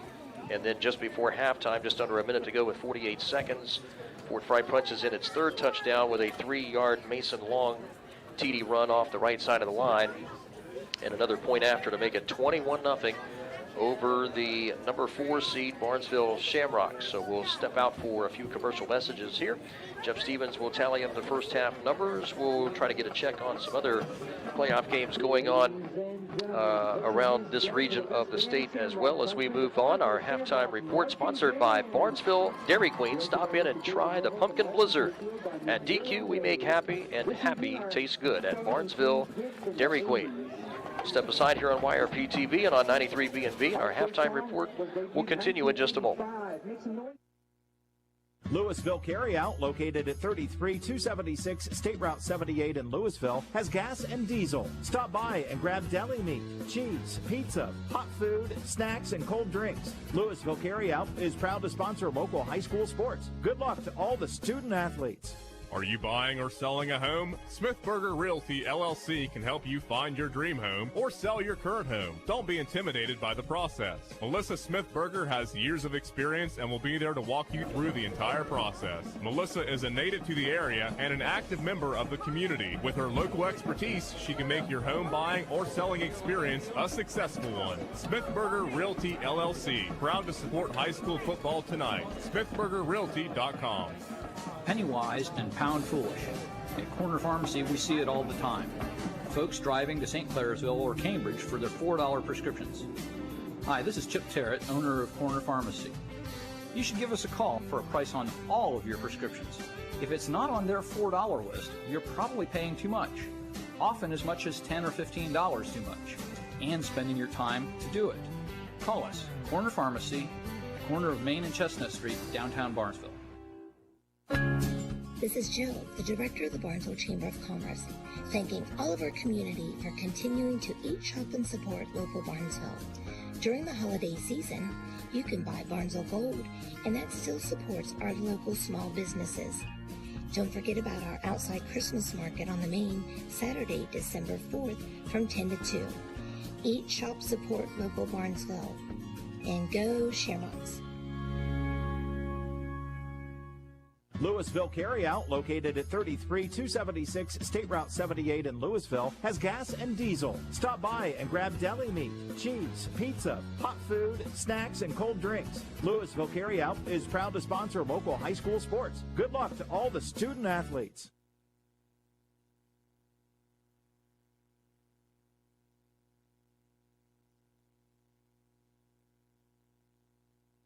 The Ohio Hills Health Center's team is cheering for the Barnesville Shamrocks in the playoffs. Their healthcare team is here to support you on and off the field with health, dental, and behavioral health services. For your convenience, the Barnesville Center offers evening hours till 7 p.m. Monday, Tuesday, Thursday, and Friday, and Wednesday morning starting at 7 a.m. Walk-in patients are also welcome. Ohio Hills Health Centers offers accessible and affordable health care, and they support our home team. Good luck, Shamrocks. No need to go out of town for your hardware or rental needs because of Village Hardware and Rental in downtown Barnesville. They have the tools and supplies for your seasonal projects. So stop by today at 265 South Chestnut and see those selection of case knives, Melissa and Doug toys, Valspar paints, and so much more. Village Hardware has an indoor lumber yard and rentals to help you tackle any project, big or small. Shop smart and shop local with Village Hardware and Rental. Go Rocks! Welcome back on 93 B&V and on YRP TV. We're at Sulzberger Stadium in Zanesville. Beautiful facility. A chilly night, a little bit of a breeze coming out of the west, about 10 to 15 miles an hour at times. We had some drizzle early on in the game here before kickoff tonight for about an hour or so. I guess a heavy drizzle, if you want to classify it that. Just enough to make things a little bit damp outside. But Barnesville now, Jeff Stevens trailing 21-0 to the Fort Frye Cadets. Weathered the storm early, even after giving up the quick touchdown on the opening drive to Fort Frye. It seemed like, Barnesville was kind of slugging it out toe-to-toe with the Cadets, but a couple of mistakes on offense really has been the difference. I think the interception return for a touchdown by the Fort Frye Cadets kind of changed the momentum of this game. That made it score 14-0, and then the Cadets tacked on another touchdown. And you said that, temperature here, by, checking some weather outlets here, it says 37 degrees here in Zanesville, so pretty chilly down there. And even chillier is the Barnesville offense right now, as the Shamrocks have, by my count, just 76 yards of total offense compared to Fort Frye's 207 yards thus far. And, when you compare those notes, I don't know what the farthest Barnesville's been downfield, but they've really only had a couple of plays thus far that's really been big plays. one running play of over 10 yards, and about they have had a couple passing plays, but just not being able to maintain any consistency. A 3 or 4 headed monster of Ian Ellis, Mason Long, Owen Brown, and Colin Welsh. Even Ethan Dusky, the number 1 fullback, at least right now. Really, all 5 of those guys at times have pitched in. But that second quarter was really marred by big chunks of yardage by that Fort Frye wing T offense. Well, and that last touchdown that the Cadets got right before halftime there, when they scored that with 48 seconds left, and Mason Long, got his best yardage of the night. When we go ahead and look at stats here, let's look at Fort Frye. I have them for 104 yards rushing thus far. Mason Long, 6 carries for 37 yards and a touchdown. They also have Owen Brown, 4 carries for 18 yards. Dusky, 2 carries for 9 yards. Welsh, 5 carries for 24 yards. The quarterback, Ian Ellis, 7 carries for 16 yards. He was sacked a couple of times. The Cadets are 4 of 4 passing the football for 103 yards. That's 207 yards of total offense. 4 different receivers. Mason Long, 1 catch for 53 yards and a touchdown. Braxton Brown, 1 catch for 11 yards. Dusky, 1 catch, 20 yards. Owen Brown, 1 catch, 19 yards. So that adds up to 207 yards total offense of Fort Frye. They had 10 first downs on 28 snaps.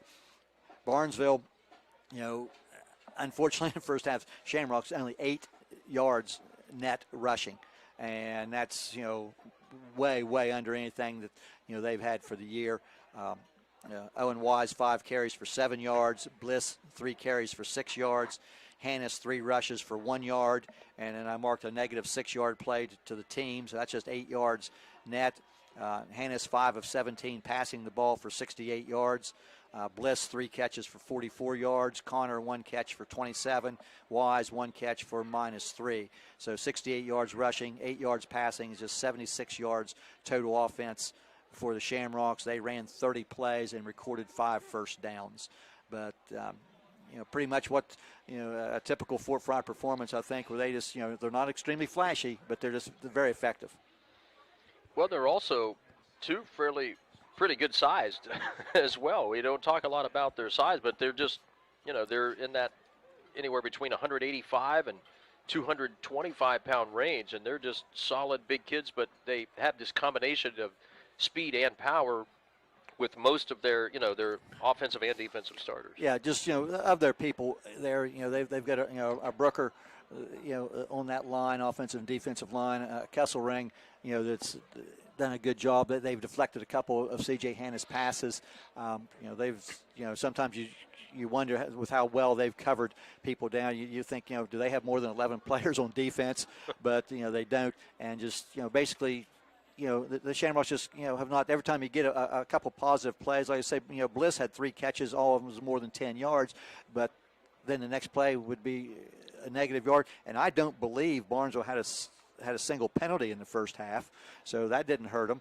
But the 2 turnovers did, and by my count, unless I didn't mark something down, I think Fort Frye only had 1 penalty for 5 yards. So a very clean game, but throwing the football has been tough. The cold temperature is tough to catch it. Enough wind out there that may have affected the passing game a little bit. But, I say Fort Frye's 4 of 4 passing the ball, and Barnesville, I doubt that they've thrown the ball 17 times in the first half at any time all year. And so now the task at hand for Coach Blake Allen is to make sure that, that your kids, don't quit on you or don't just concede this second half. And that's difficult when you're telling 16 and 17-year-olds when they're down 21-0, like they probably haven't faced that kind of a deficit really with their only loss against Shadyside. It's really the only time they've been in a similar situation. Well, and when your seniors have sat in the locker room 3 years in a row prior to this at halftime of a game against Fort Frye, trailing by, a fairly large score, they think, well, we've been here before. And as I said early on there in the pregame, Fort Frye's been the top dog in this region for the last several years. And I think a quote there, but Coach Allen had in one of the newspaper articles early in the year says, so if you want to be the best, you've got to be the best, and this is an opportunity to see, how the Shamrocks match up against the best. And thus far in the first half, there's still quite a distance, between, where Barnesville is right now and where they want to be. Yep, our halftime report sponsored by Barnesville Dairy Queen. Stop in and try the Pumpkin Blizzard at the Barnesville DQ, where we make happy and happy tastes good at Barnesville Dairy Queen. Our halftime festivities roll on. We'll try to catch up on a few other playoff scores going on around this region of the state of Ohio and the playoffs as our halftime coverage continues from Zanesville Sulzberger Stadium here on YRP TV and on 93B&V in just a moment. Here's a home comfort tip from Rumor Loudon Incorporated. The weather sure can be odd in the Ohio Valley, but one thing for sure is you will need your furnace eventually. Things can happen over the summer that affect your furnace operation. So here are some tips to help if your furnace doesn't work at that first startup of the season. Be sure your flues are clear. Bird and bug nests, even thick spider webs can block your flues. The safety kicks in and won't let your furnace ignite. For propane or oil furnaces, make sure you have fuel in your tanks. Also be sure a fuse didn't blow or a switch get turned off during the summer. Remember which mode you're trying to operate in. We often happen to use the furnace and the air conditioner in the same day. Also remember you always turn the thermostat up to be warmer and down to be cooler no matter what mode it's in. Check condensate drains for high efficiency gas furnaces to be sure they're not clogged with mold. And of course, check your filters and cleaner changes needed. If you require service, please call Rumor Loudon in Barnesville or St. Clairsville, but remember these tips and they may save you money. Louisville Carryout, located at 33276 State Route 78 in Louisville, has gas and diesel. Stop by and grab deli meat, cheese, pizza, hot food, snacks, and cold drinks. Louisville Carryout is proud to sponsor local high school sports. Good luck to all the student athletes. Malaga Garden Center, florist and gift shop, just 11 miles south of Barnesville on State Route 800, offers a We Design Your Plants program, offering free landscape design when you get your plants at Malaga Garden Center. Redo your landscaping for less than you ever thought possible. Malaga Garden Center, where huge mums grow, has tons of local unique gifts, gourmet foods, and fall decor. Malaga Garden Center florist and gift shop would like to send a special good luck to all the Shamrock and Little Rock fall teams. At Emory Heating and Cooling, one call gets it all. They provide comprehensive heating, cooling, and air quality services, including air duct installation, heat pump, air conditioning, furnace installation, and repair. Ed Emery personally provides high-quality products that are both budget-friendly and provides the results that you would expect from your high-quality HVAC system. So don't deal with a bunch of techs. Deal with the local expert in the field, Ed Emery and Emery Heating and Cooling. They also offer 24-hour services. Give them a call, 740-255-4837. Louisville Carryout, located at 33276 State Route 78 in Louisville, has gas and diesel. Stop by and grab deli meat, cheese, pizza, hot food, snacks, and cold drinks. Louisville Carryout is proud to sponsor local high school sports. Good luck to all the student athletes. I was sitting in my car and it wouldn't start. I lifted the hood and the engine was falling apart. What would I do? My eyes filled with tears. And on the radio I heard of West 40 by Pay here, where for a little money down and a little each week, I could have a car, nice, shiny, and sleek. So I walked in the door and I put the money down. Now I got a nice car that I can drive around. West 40 by Pay here will help rebuild your credit. The corner of Dewey and Route 40 in Cambridge, don't you forget it. West 40 Auto Sales, corner of Route 40 and Dewey Avenue in Cambridge, is home of the guaranteed credit approval, with most loans approved while you wait. Go to their website to fill out an online loan application, west40autosales.com. You'll also find their weekly special listed there.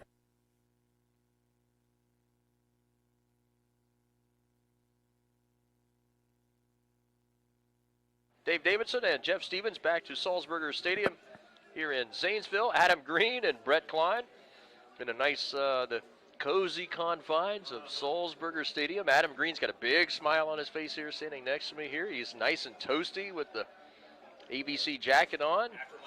After last night's frozen tundra and yeah, covering the Meadowbrook St. Clairsville game last night. They are very pleased to be inside and shooting the video pictures you see here through the sliding glass windows of the visitors' press box here. We want to thank all the Zanesville staff here as well. Always do a pretty good job of feeding us here and keeping us warm and cozy here for the most part.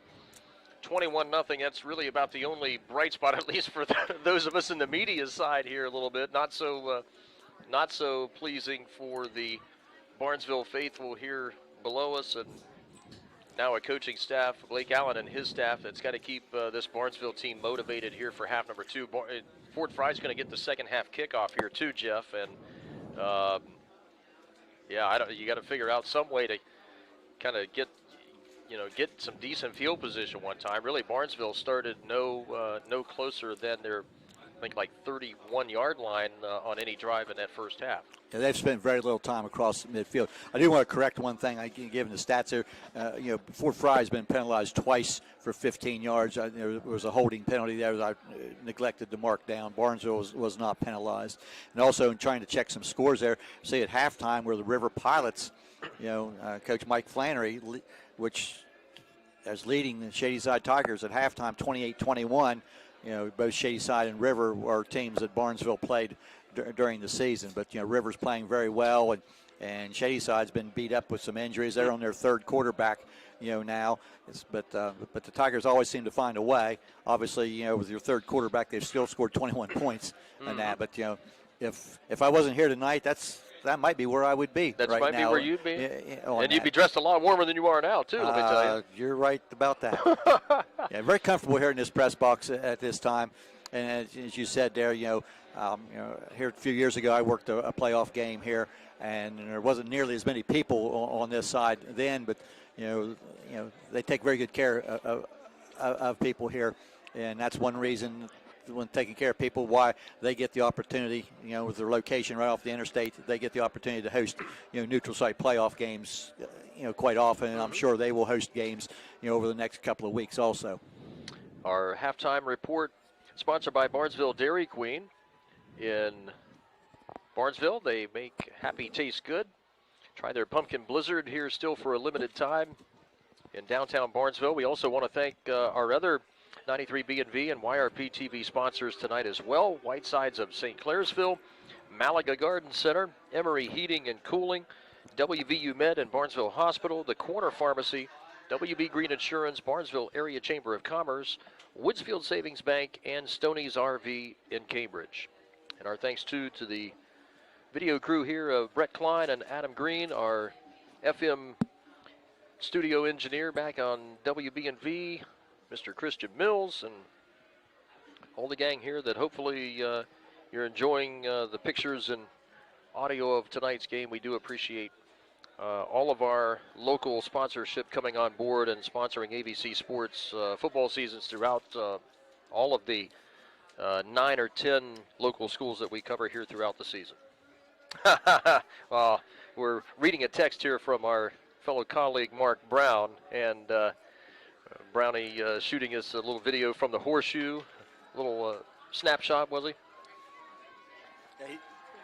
Yeah, he said his game was better on that. So he did a good job getting the Buckeyes that win. The last score was I'm not even sure what the final ended up there, but Buckeyes got their hands full the next couple of weeks. But they were pretty impressive today. That they were. So Mark Brown will be back during the basketball season here when we get going underway on that. Basketball scrimmages have already been zipping underway. Girls basketball season gets underway Friday, Saturday, next weekend. A lot of teams will get a game or two in before Thanksgiving. Kind of interesting, to note. We mentioned the fact that Fort Frye and Barnesville have played on the football field. This is 6 years in a row. In the basketball season this year in January, Fort Frye's boys basketball team will make the trip to Barnesville and will play the Shamrocks. And I'm sure there's several of those young men on the Fort Frye side will be there on that. So that's kind of interesting. That's on the basketball schedule this winter. Haven't seen the list of games to be broadcast on WB&V yet, but I'm sure that there'll be a few of those games here during the winter. Not that we're giving up here on the Shamrocks in the second half, but obviously this first possession, before Frye goes down and scores, Shamrocks are in trouble. They're in deep enough trouble right now. They need a couple of breaks to go their way. Yep, they need to force a couple of turnovers in their favor, get some field position back. They've certainly got the personnel and the kids, the big kids and the skilled players to make a comeback here. But, as you said, this Fort Frye machine that Eric Huck has built really this last decade here has been, in small school division here in the state of Ohio, it's been one of the best anywhere around in the state at that Division VI level. Yeah, and I personally don't know Coach Huck. It's his 14th year. I did know his dad, who for years was the JV basketball coach on the boys' side and then the girls' side at Fort Frye under Coach Dan Litke. And unfortunately, Terry Huck passed away a few years ago. But you can't say enough of where this program was prior to Eric Huck taking the job. And in 14 years, one losing season, one 500 season, and now they've had 7 years in a row that they've got at least 10 wins. They've been in the state semifinals 2 different times. And their goal, very simply, is they want to make a state finals. And who am I to stand here and say that they can't do it? Looks like they do have the team to do it this year. I'm not sure the other people who they would need to meet. The other game in this bracket, Proctorville Fairland and West Jefferson. Both those teams have one loss. They're playing tonight at Chillicothe. I don't have a score on that, but that would be a regional final next week. But let's hope that the Shamrocks can make a little noise here and continue to push things a little bit and have a solid second half performance here. So the Fort Frye offense, again, Hunter Kesselring, Graham Baker, Caleb Riggs, Caleb Bailey, 53, Casey Brooker, number 50. Up front, the starting offensive line, number 11, Braxton Brown, the wide receiver, 5'11", junior, been thrown to 1 reception, I think, in that first half. And the running backs, Mason Long, number 4, Ethan Dusky, number 12, was the starter. We saw some from Colin Welsh, number 5, and Owen Brown with a few carries, number 2.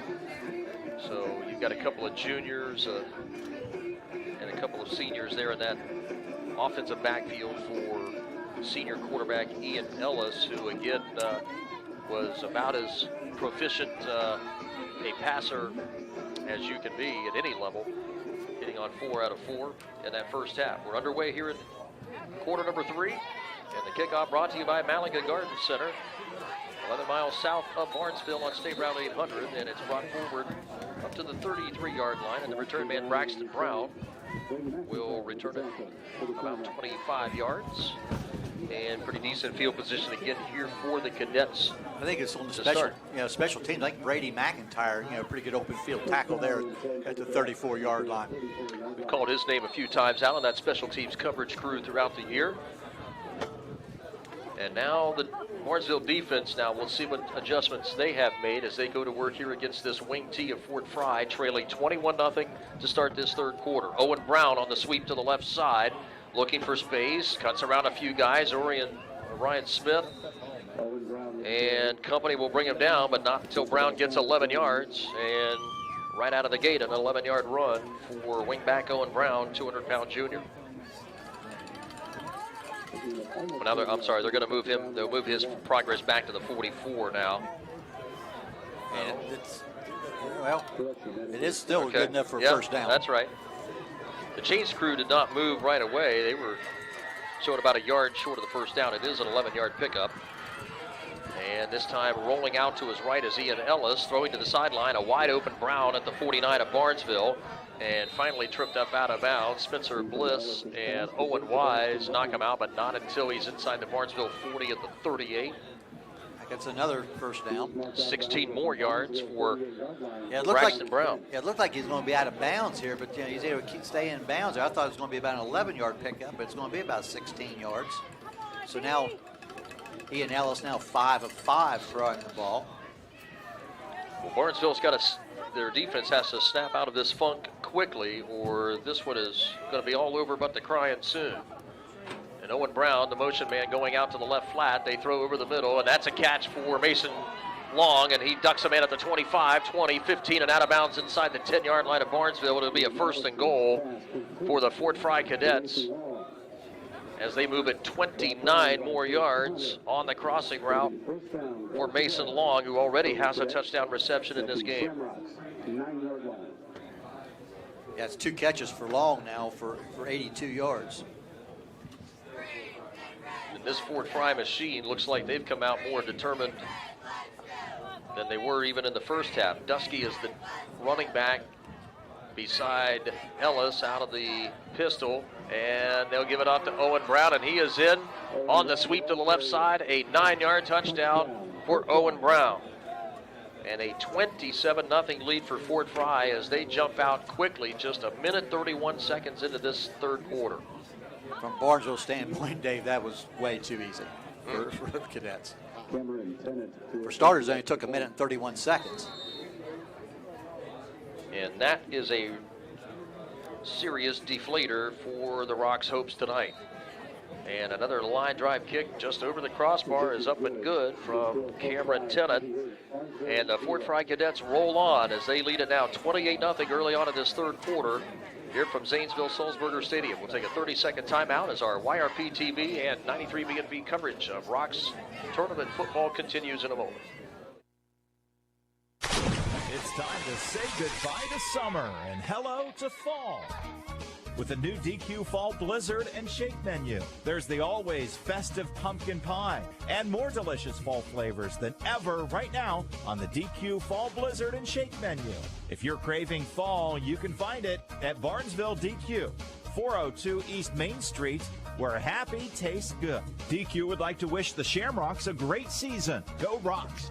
Dave Davidson and Jeff Stevens back to Sulzberger Stadium, and desperation time now for Barnesville, and really the worst set of circumstances on that 3rd quarter start here, Jeff, has happened to the red and the green. Exactly, just that quick scoring drive by Fort Frye. Now Ian Ellis, the quarterback's going to kick it off here. And it's a line drive kick, and it's going to hit and picked up. But excellent coverage by the Cadets. It's only about the 25-yard line. Owen Wise on that return. It looks like a scramble on that pile for Fort Frye. Tackle made by Austin Powell. See, he and Owen Wise got tangled up around the 25, an 11-yard return. Kickoff sponsored by Malaga Garden Center, just 11 miles south of Barnesville, State Route 800. Well, just once again, I don't have the yardage of every possession, but Barnesville has not started a single possession tonight in anything even resembling decent field position. 1st down and 10. Rocks with 3 wide receivers as C.J. Hannes will hand it off to Wise. Off the right tackle, picks up a couple to the 27. And is going to be bottled up by, looks like Caleb Briggs was one of the guys in there on the Cadet defense. Barnesville offense led by junior quarterback C.J. Hannes. We just, the running backs here thus far, for Barnesville just really haven't been able to hit in there as hard as we're used to seeing them, and that's a credit to the Fort Frye defense. 2 running backs for Hannes out of the pistol. Quick throw on the slant. Spencer Bliss had it in his hands. May have been deflected in front of him. He and Chase Connor were both right there in the area. It looked like maybe one of those 2 men perhaps run the wrong route. Yeah, most passing plays aren't designed to have 2 players that close together. And when you bring 2 players close together, you're bringing extra defenders into the same area. I mean, that's going to bring up, as we've had all night, 3rd down and long here for Barnesville, 3rd and 8. And, they just, I need to string together some 1st downs. Now, how many times have I said that, tonight, and it's not happened often. Spencer Bliss, the near side solo receiver, 3 more to the right side for Hannes, rolling out to his left, and he's under heavy pressure, and he is brought down. He had no chance there. It was a jailbreak by the Fort Frye Cadet defensive line. Strode was in there, but Caleb Briggs. Yeah, Caleb Bailey was one of the men right there. And that's going to be a huge loss back to the, my goodness, that's back to the 14. So Hannes is sacked. That's about a 13-yard loss. Yeah, that's sacked now for, I think, for the third time Probably at least the third, and he's been pressured several other times. And it's like Alvarez is going to be kicking the ball away. Standing back at his own, inside his own 3. And unfortunately, the Barnesville punters have had plenty of work tonight. It's a beautiful punt here by Alvarez. It'll be fielded by Mason Long at the 48-yard line, coming across the field right. Sidesteps one man at the 44 and is brought down at the 40-yard line. A good tackle. Robbie Nixon. Robbie Nixon, yep, on special teams. The junior, 5'7", 160 pounds. So Fort Frye again now with a chance here, Jeff Stevens. Old habit. 8 minutes, 51. You guys don't look anything alike. That's not bad. We got into the third quarter before you made that mistake. So. 8 minutes and 51 seconds left here in this third quarter. 28-0 Fort Frye. Starting at the Barnesville 40 now. And this is probably some of their better starting field position. And the snap back to Ian Ellis out of the gun. Scrambling to his left and heaves it toward the sideline, and the ball's going to be caught for a short gain at the 36-yard line, a gain of about 4. And it is Braxton Brown with the catch, and Ian Ellis was being thrown down behind him as he released the ball. Chase Connor had him, there, and it was bringing him down, but the throw over, and it was still completed. Pickup of only about 3 yards, but that's when you know you're having a good night.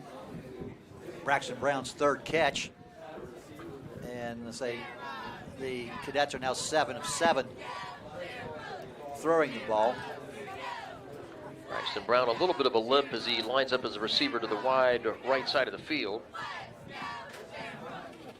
And Mason Long coming in motion. They're going to throw a backside screen to the back. That is Owen Brown, I believe, and he's got lots of room down the far sideline inside the 20 to the 15. Finally rolled up around the 10-yard line of Barnesville, and that'll be a gain of 27. That's number 7. That's Zayden Huck. That's the tight end. That's another new receiver. So Huck, a blocking tight end, gets his first reception of the night. They'll drop him at the 10. That's going to be about 27 yards on the reception. Okay. And the Cadets are now 10 yards away here in this third quarter. Their first 2 drives of turning this into a running clock football game. Quick throw to the near sideline. Big hit by Spencer Bliss. One-on-one coverage on Braxton Brown with his 4th reception. He'll pick up about 3. They'll drop him just inside the Rock 7-yard line.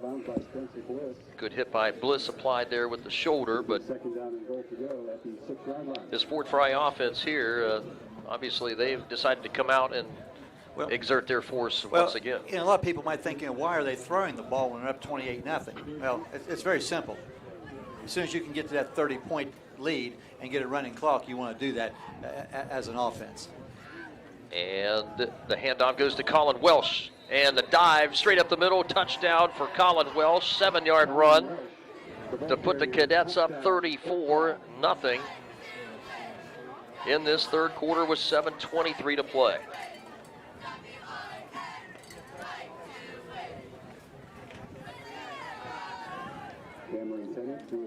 Fourth different Cadet to score a touchdown.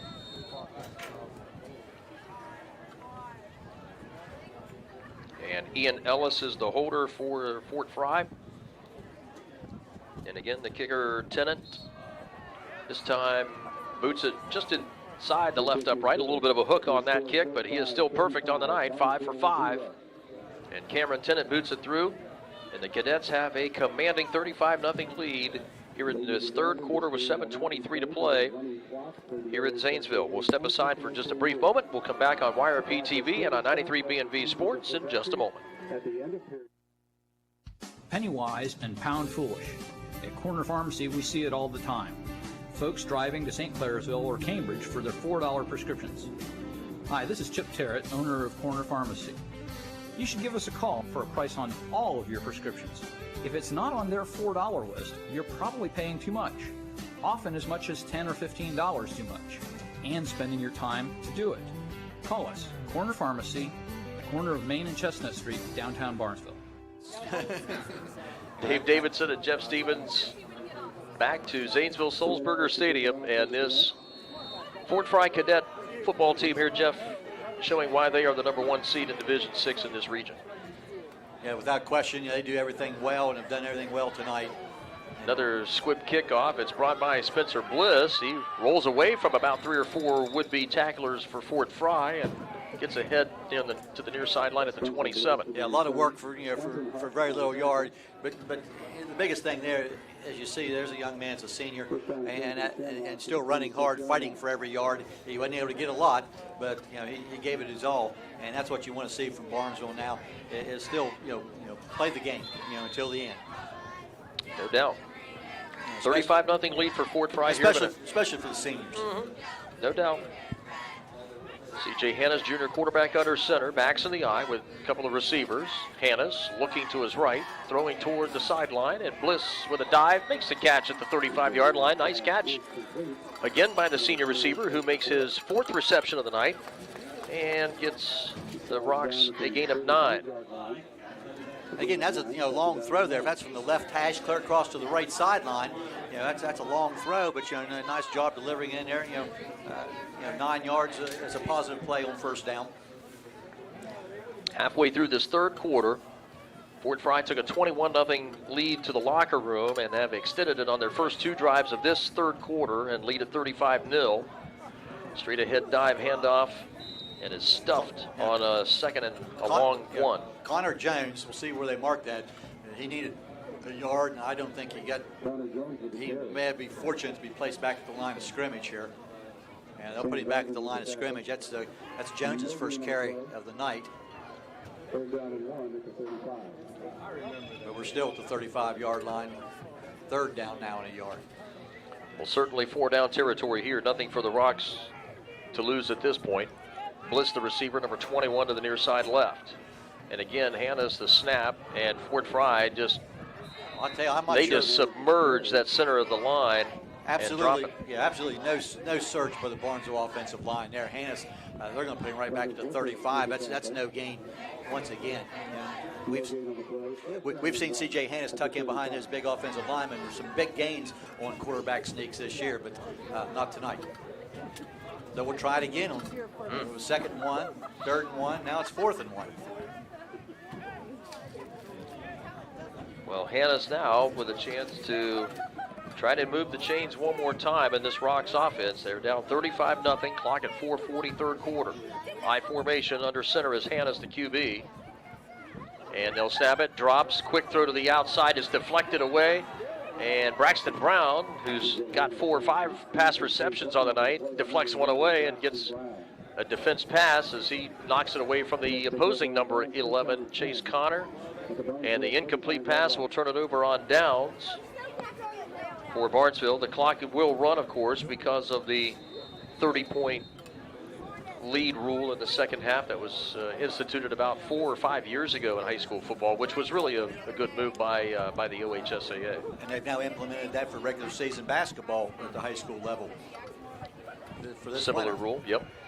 Owen Brown, the motion man, going left. They'll hand it off to the fullback. I think that's, is that Welsh? Nope, they go. Maybe Dusky. Pick it up, that is 12. Dusky, it looks like, yep. And he's actually going to lose a yard. That's not happened too many times tonight. A couple of sacks early, but very few negative plays. 2nd down, 11. Cadets at the Rocks 36 after they turn it over on downs. It's been all Cadets here in this third quarter. Sweep around the left side. And Owen Brown with the carry around the left tackle, out of bounds inside the Rocks 30 at the 29. And we'll pick up about 7.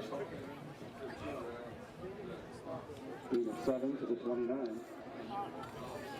I think I have about 5 plays where the Cadets have been negative yardage in the game.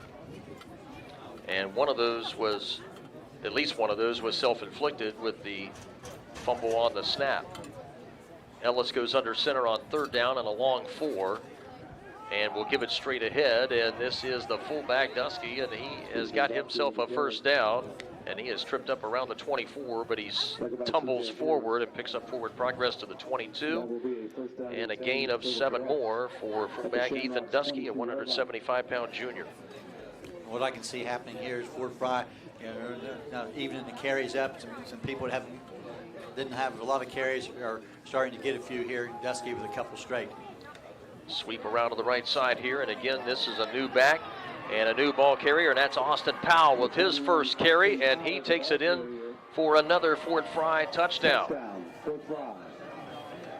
22-yard run for Austin Powell.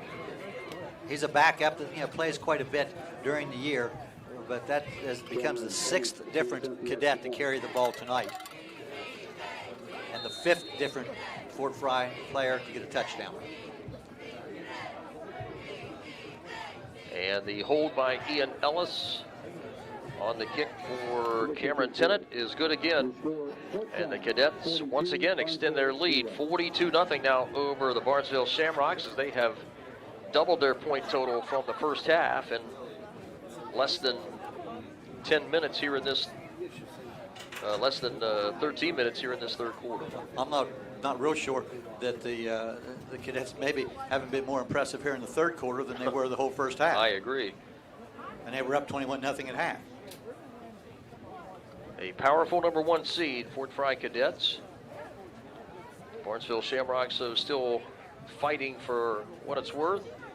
I want to thank all of our 93 B&B and YRP TV sponsors here for Rocks football here throughout the season and tonight. And they are Patrons Buckeye Mutual Insurance, Abel's Heating and Cooling, West 40 Auto Sales, Rumor Loudon, Southeastern Med, Ohio Hills Health Center, Smithburger Realty, and Doan Ford. And this kickoff brought to you by Malaga Garden Center, south of Barnesville, State Route 800. And it's line drive kick to Chase Connor at the 20-yard line, brings it up the near sideline toward the 33 before he's brought down. And for those that might be interested, Shadyside has taken a 29-28 lead over the River Pilots. That game's still in the third quarter. First down and 10 for the Shamrocks. The ball is at their own 33-yard line. So the clock running here at 1:30 to go in this third quarter. And a dominant Fort Frye Cadets team, number 1, awaiting the winner of West Jefferson and Proctorville Fairland, number 2 and 3 seeds, battling it out tonight as well. Long throw down the sideline, incomplete, out of bounds at the Cadet 36-yard line, intended for Spencer Bliss. C.J. Hannas unloads one, has one-on-one coverage, but again, good coverage down the field by Braxton Brown, number 11. That's 21 pass attempts by Barnesville. By my count, that's 21 pass attempts and 16 running attempts. And unfortunately, just 6 of 21 completions. Barnesville now with a 2nd and 10. Approaching the final half minute of this third quarter. Out of the eye, Owen Wise runs through the right side of the line, picks up a few yards up to the 36-yard line, a gain of 3 for number 3. Owen Wise for Barnesville. Wise, one of the close to a dozen seniors on this Rocks roster. And the leading rusher, well over 900 yards for the year. Tonight, 7 carries for 12 yards for Owen Wise. And Barnesville will let the final 10 seconds of this third quarter run out. And the Cadets in commanding fashion here after 3 quarters in Zanesville, 42-0 over the Barnesville Shamrocks. Our fourth quarter of coverage will continue on YRP TV and on 93 B&B Sports in just a moment. Your home and your car are likely your 2 biggest investments. Protecting them from unexpected damage is a prime concern to WB Green Insurance. They are proud to represent Westfield Insurance, a financial service organization that provides insurance products for your home, auto, and business.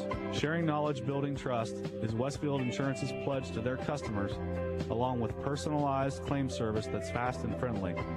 To learn how Westfield can help with your insurance needs, talk to WB Green Insurance today. At WVU Medicine Barnesville Hospital, we're delivering the right care at the right place at the right time. Whether you're injured in the big game or backyard family fun, we're ready to get you back to performing your best on the field or off. Barnesville Hospital offers state-of-the-art diagnostic imaging services like X-rays, a new CAT scan that provides the greatest degree of resolution, clarity, and definition in our images, and our MRI that can help our team of physicians diagnose torn ligaments and other tissue injuries. WVU Medicine Barnesville Hospital is proud to be your community hospital, delivering the right care at the right place at the right time. And thanks again to our men behind the scenes, Christian Mills in our 93 B&B studio, Brett Klein running the cameras, and Adam Green here running the whole. I don't know. What do I call you? Video director here? Is that it? Okay. Call him the man. The man. The man here in the press box. 5-yard penalty against Fort Frye to start this fourth quarter. Defensive encroachment. Third penalty for Fort Frye, 20 yards. Barnesville, by my count, has not been penalized. Bliss will give it on a little flea flicker play now. They hand it off 2 different times to Bliss and then back to Chase Connor, who gave it back to C.J. Hannes, and his pass attempt to the far sideline was deflected, and that was nearly intercepted. He was trying to get the ball back to Bliss, but unfortunately there was 2 or 3 blue jerseys and red helmets standing over there in the way. So they had things well diagnosed defensively. And Barnesville's going to have to kick the ball away one more time. Maybe. I'm saying right now, just fake it. Why not? I think at this point in time, just kick it down there. And Barnesville racing up to the line of scrimmage. Play clock down to 5. Spencer Bliss is back to punt it away at his own 30. And here's the fake. Yep, as expected. I'm not surprised by that. That's Alvarez, I think. And yep, the fullback Alvarez. Well, he's close to the first down, but I think he's a half-yard short of that mark he needed at the 42. I believe you're right. He got a yard and he needed 2. So Barnesville gave it the effort, but come up short. Turn it over on downs as the clock runs mercifully here for Barnesville now with under 10.5 minutes remaining in the game. And number 1 Cadets will advance on to the Division 6 regional final here in Region 23 next Saturday night. They are not far away from doing that. 42-0 lead as Ian Ellis and company go to work. They switch quarterbacks now. There's a lot of new people in. And they give it off on the right tackle play to the 35. Pick up 7. I think that's Powell. Yep, Powell had the last touchdown run of 22 yards on the last scoring drive. Did he get 7 on that carry? Looked like the quarterback that was in was Clayton Miller, a freshman. Yep, number 34. Yep. And he will hand this one off straight ahead. Number 27. That's Stone Dixon, who is starting linebacker on the outside for this Fort Frye defense. Picks up about 3 more up to the 33. Just short. Pretty much Barnesville's first team defense still in there for the most part here right now. But, Fort Frye has subbed, at least in the backfield, quarterback and running backs, quite a bit. I see a couple kids still there in the backfield. And Clayton Miller will give it off on the sweep to the other side. Austin Powell around the right end, ahead of the 30, out of bounds around the 28-yard line of Barnesville. That'll be enough for the first down. Picks up about 4 more. We're going to get a holding call. Number 27, 10 yards, response foul. They call Stone Dixon one of the blocking backs for the hold on that outside right edge. That'll move the football back to the 46-yard line of Barnesville. So a 3rd down and 14 now for Fort Frye with 8:45 and counting. 4th quarter, and the Cadets leading it by 6 TDs. Well, at this point, that's one area that Barnesville has an advantage in. 0 penalty yards for the Shamrocks to 30 penalty yards for the Cadets. That's 4 penalties now for 30 yards for Fort Frye. We've got a whistle, and Fort Frye's going to call Fort Frye timeout here. They're going to regroup a little bit with this second unit. And you think, well, why here? But I tell you, this is why Fort Frye's program is what it is. You got your JVs mostly on the field, and you want them performing at a top level. And alignment-wise or something there that they didn't like, so you call timeout because, when you're as good as Fort Frye's been over the years, you don't want any negative plays. A teaching moment here for Coach Eric Huck and his staff. Yes, I know it's 42-0, but and everybody sitting in the stands is cold and thinking about how quick we can get to the car. But but that's why Fort Frye is Fort Frye. And our Rocks football sponsors for tonight's game. Barnesville Dairy Queen, Emory Heating and Cooling, Malaga Garden Center, the Corner Pharmacy, Whitesides of St. Clairsville, WVU Med and Barnesville Hospital, WB Green Insurance, Barnesville Area Chamber of Commerce, Stoney's RV, and Woodsfield Savings Bank. 8:20 and counting, fourth quarter. 3rd and 14 now for Fort Frye. And Miller, the QB, will pitch it onto the left side. And running in that is Colin Welsh back in the lineup now. And Welsh is hit by Owen Wise and Chase Connor at the 39-yard line, and will bounce him backward. And he'll pick up, we'll call it 7. So a 4th and 7 now for Fort Frye offense. Barnesville wants to get a stop here on 4th down and get the ball back in their hands, at least, if nothing else, be able to take that ugly 0 off the scoreboard tonight. It is 42-0. You know, mass substitutions here for Fort Frye, and I'm guessing that is the punt team, you know, which would be your first punt team coming back on here, and that's, you know, they are in punt formation. And again, this will be Carter Brooker with the punt toward the far sideline to keep it away from Bliss, the return man. It'll bounce inside the 15-yard line and out of bounds. Barnesville will take over at their own 14-yard line with 7:14 to go in this fourth quarter here from Zanesville Sulzberger Stadium.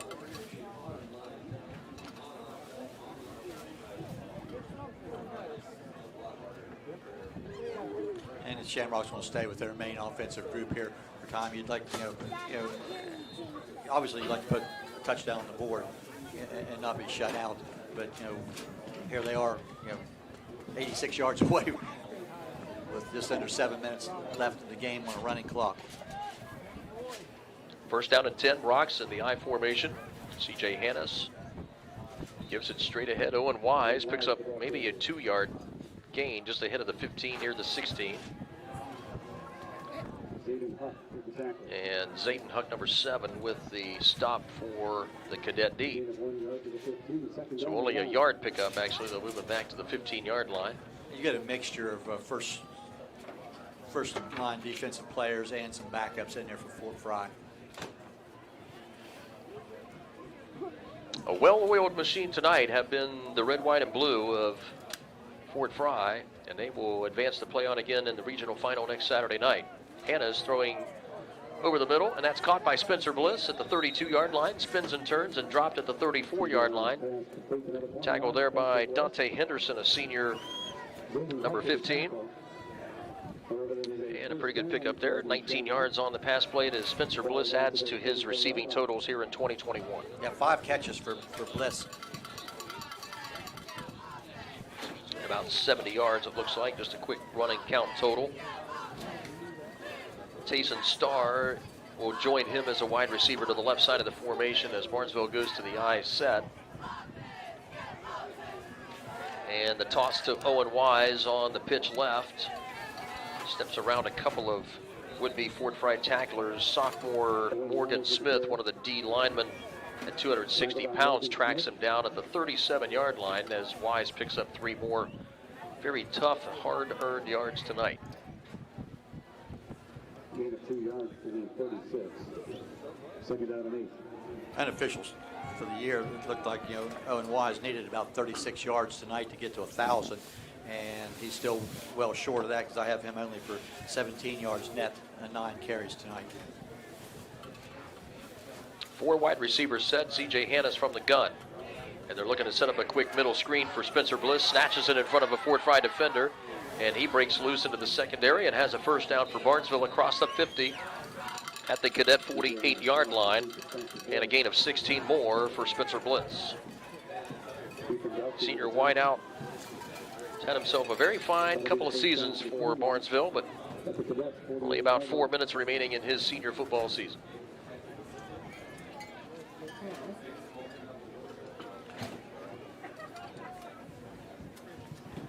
Some of these players, Spencer Bliss being one, C.J. Hannes, Logan Shepard, Gavin Carpenter, you know, were starters on that Barnesville baseball team last spring.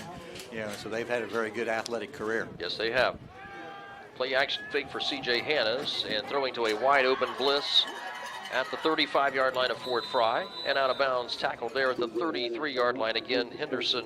Another 15 yards. With the stop. And the clock continues to run, approaching 3.5 minutes to go here in this final stanza with the Cadets on top 42-zip. And I think the Cadets, unfortunately, after, Barnesville's making some yardage here against some backups in the secondary, which, can be expected at this point, a 42-0 game. Offset eye out of the pistol for C.J. Hannes. Hannes pump fakes and now is flushed out of the pocket, throws deep, looking for Bliss. He's got it inside the 10 and is going to be run out of bounds inside the Fort Frye 5-yard line. So Bliss on that reception. It's about 30 yards. Yep, we'll take it. We'll run him out of bounds at the 3. That's going to put Bliss over 100 yards receiving on 8 catches. So Spencer Bliss padding his totals a bit here on this drive. Alvarez is the fullback. If that They'll go triple I set. That stacked eye. And they'll hand it off straight ahead. Bliss will get the Barnesville lone touchdown of the night and runs it in from 3 yards out to break the drought for the Rocks here with just under 2.5 minutes remaining in the fourth quarter.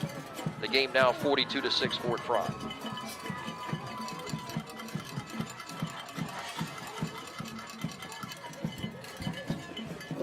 That gives the Shamrocks a little something, to show on the stat sheet. And now Gavin Carpenter, try the extra point. And the hold is down by Van Horn, and kick is good for Gavin Carpenter, who punches in another PAT on the season. And a little sign of life here from the Rocks crowd, who has, not many have left here. You got to admire the loyalty of the Barnesville faithful. Yeah, and it's really hard to tell because, there is ample seating room here on the visitor side here at Sulzberger Stadium. So it's really kind of hard to tell, how many people's here. But as we know from past experience, Shamrock fans travel very well. And to come out on a cold night when even the best Shamrock fans had to know that they were, a considerable underdog tonight. And, let's give them credit for sitting out in this 37-degree, cold tonight. And that American flag in the west end zone, it has not been still all night long. In fact, it has been flailing away pretty lively here. I'm not sure I'm looking forward to walk back to the car here. You're going to be walking into a headwind here, buddy, on your way there. The two of us and Brett Klein and Adam Green, our YRPTV crew here. Adam is just enjoying himself. He's out of the elements here tonight. He and Brett both. They are yucking it up tonight. Kickoff brought to you by Malaga Garden Center. Bobbled around for a little while and finally scooped up by Fort Frye around the 18 or 19. And brought down. Dante Henderson is the one who came up with it finally. Yeah, Tayson Starr's down, one of the tacklers there among others. To cover things up, but of course the clock's still running on the running clock rules, here because that Barnesville touchdown did not get it under 30 points. So now it's under 2 minutes, and Fort Frye here run maybe 2 or 3 plays, and this game will be over. As we can see, the quarterback looking at the play clock, he's going to run that down, to as near 0 as he can. 34, Clayton Miller, freshman QB at 6 foot, 163 pounds. I think they've slid another guy in. Number 22. Yep, they've got, switch that again, that's Sebastian Huck, a sophomore at 5'11". And hand it off. I think that was Aiden Holman, freshman back for Fort Frye with the carry. Barnesville now will substitute and bring out all of its seniors and starters here now to a standing ovation to the Barnesville crowd. And as we said earlier, that's a credit to the crowd of Barnesville, for their support and to stick with this team. And it had been easy to leave at the end of the third quarter. Under a minute to go now here in quarter number 4. As a matter of fact, Barnesville doesn't even have 11 players on the field as they run an extra guy on the field. And this will be An end run for Dakota Snodgrass, a freshman back, number 24. Gets up near first down yardage. He'll be short by about 2 yards, it looks like. They'll stop him, the Rocks defense, around the 28-yard line. Fort Frye will not have to run another play here. And they're not going to, as their offense is going to go to the sideline. And this ball game is over, and the Fort Frye Cadets are going to play it yet again, regional final next Saturday night against an opponent to be determined and at a site to be determined. Yep, impressive victory here tonight by this number 1 seed. It's been a machine now for the last decade. And if I'm a Barnesville fan, I want to see Fort Frye continue on as far as possible to get to the state championship game or win a state championship, to know that it took the best to knock you out. Yes, it was 42-7, but it took the best to eliminate you. So, if I'm a Barnesville fan, you should root for Fort Frye in the future weeks. Absolutely. Barnesville season comes to a close at 10 wins and 2 losses, and the Fort Frye Cadets now will move to 11-1 on the year, and they will face the winner of West Jefferson, Proctorville Fairland, which and unfortunately I tried to get a score on that a little bit a while ago. We'll try here one more time during our post-game report to see if we can track one of those down. Final score here from Zanesville, 42-7 Fort Frye over Barnesville. We'll step aside here on YRP TV and on 93 BNV as we'll wrap things up from Zanesville in just a moment. In today's marketplace, you have many choices for insurance. WB Green Insurance, a representative of Westfield Insurance, is committed to providing you with excellent coverage for your home and auto at a fair and competitive price. Westfield has been in the neighborhood for over 150 years, providing peace of mind and quality insurance products through independent insurance professionals. Sharing knowledge, building trust is Westfield's pledge to their customers. Call WB Green Insurance today.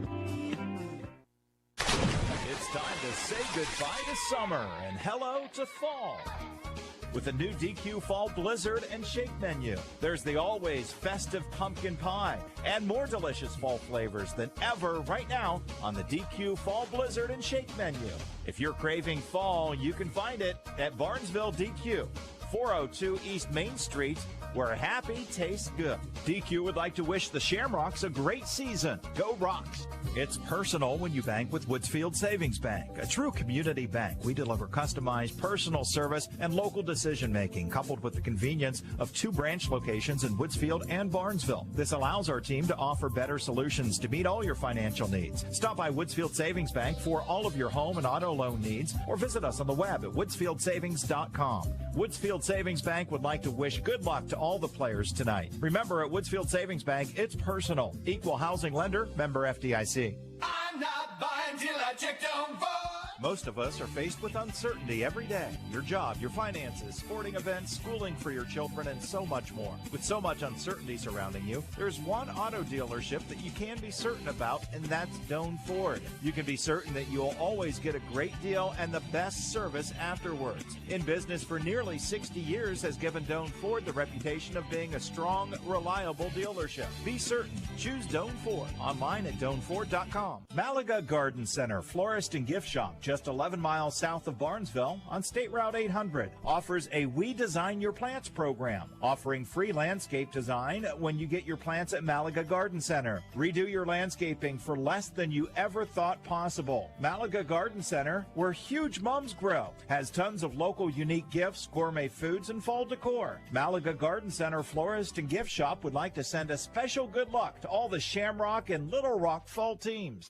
Conn's Potato Chips, the premier potato chip and snack food company serving southeastern Ohio, central Ohio, Canton, Akron, Cleveland, and West Virginia since 1935. Their delicious potato chips are a crowd favorite for their fresh flavors and natural goodness. Pick your favorite: barbecue, salt and vinegar, green onion, sweet mesquite barbecue, or cinnamon and sugar. Whether you like wavy or regular, they have you covered there as well. That's Conn's Potato Chips for lunchtime, game time, or anytime. Good potato chips taste like Conn's. Visit them online at conschips.com. Here's a home comfort tip from Rumor Loudon Incorporated. The weather sure can be odd in the Ohio Valley, but one thing for sure is you will need your furnace eventually. Things can happen over the summer that affect your furnace operation. So here are some tips to help if your furnace doesn't work at that first startup of the season. Be sure your flues are clear. Bird and bug nests, even thick spider webs can block your flues. The safety kicks in and won't let your furnace ignite. For propane or oil furnaces, make sure you have fuel in your tanks. Also be sure a fuse didn't blow or a switch get turned off during the summer. Remember which mode you're trying to operate in. We often happen to use the furnace and the air conditioner in the same day. Also remember, you always turn the thermostat up to be warmer and down to be cooler no matter what mode it's in. Check condensate drains for high-efficiency gas furnaces to be sure they're not clogged with mold. And of course, check your filters and cleaner changes needed. If you require service, please call Rumor Loudon in Barnesville or St. Clairsville, but remember these tips and they may save you money. Back at Zanesville Sulzberger Stadium as we wrap up things in our post-game report. Jeff Stevens and Dave Davidson here and all the YRP TV crew. Christian Mills in our 93 B&V studio. Thanks a lot, guys. Quick scoring rundown here of this one tonight. All Fort Frye, although Barnesville's defense held tough through most of the first half. The 53-yard pass from Ian Ellis to Mason Long got the game's first score going, 7-0 Fort Frye. They would tack on a 29-yard interception return by Keegan Strode and a 3-yard touchdown run from Mason Long with 48 seconds remaining in the half to take a 21-0 advantage. Fort Frye dominated the third quarter with touchdown runs from Owen Brown of 9 yards, Colin Welsh for 7 yards, and Austin Powell for 22 yards. And the PATs made it a 42-0 game for Fort Frye at the end of 3. Spencer Bliss tacked on a 3-yard touchdown run for Barnesville late in the fourth quarter with just under 2.5 to go to break the drought for the 4-seeded Rocks. And the final score, Fort Frye, number 1 seed, going on to victory into the regional final next Saturday night with a 42-7 win. We'll take a look here, Jeff Stevens. Let's look first at our Village Hardware and Rental play of the game. Village Hardware, a large selection of treated and non-treated lumber and cement blocks for still all the fall projects you got coming up maybe this week. And our play of the game, unfortunately, is a Fort Frye play. That Keegan Stroud interception return of 29 yards really was the backbreaker. That was in the midway through the second quarter. That made the score 14-0, but that just kind of seemed like it started getting the ball rolling Fort Frye's way. And I think that without question that would be the play of the game. Yeah, Keegan Strode with the interception return. That was his second interception of the game. He had already picked off one earlier on the second drive of Barnesville. So Strode with an exceptional defensive game tonight for Eric Huck's defense. And our patrons Buckeye Mutual Insurance drive of the game, you'd have to say, I think, Jeff, would be the opening drive of the third quarter for Fort Frye. They really just exerted their muscle and really just any hopes that any light at the end of the tunnel that Barnesville thought they may have seen, they took it away. Yeah, I'd agree with that. Always that opening drive of the third quarter is always key. 21-0, made it 28-0. I guess you could say the drive of the game was probably any time Fort Frye had the ball most of the day, because they scored, 6 touchdowns tonight, and 5 different players scored touchdowns. So that's what makes Fort Frye effective is they don't have just one player that they depend on. Several kids that can, do a nice job. And then they get a kid back the last couple of weeks that missed most of the year with an injury. And he scores a touchdown tonight also. Well, they are well set for the regional final game next Saturday night. If people wasn't with us earlier, Colin Welsh, who is son of Barnesville graduate Kevin Welsh, who's on the Fort Frye staff. So it's kind of funny how things meet there on that. And had a chance to talk to Kevin Welsh. I had not seen him. I've known him in the past. Had not seen him in who knows how long, and had a chance to talk to him down on the field before the game. So our patrons Buckeye Mutual Insurance drive of the game, 67 yards on the opening drive of the third quarter for Fort Frye to take a 28-0 lead, and they would cruise on to the 42-7 win over the Barnesville Shamrocks. We'll take our final post-game timeout. Jeff Stevens will come back with a final quick look at the numbers as our post-game report, sponsored by Doan Ford, rolls on from Zanesville in just a moment.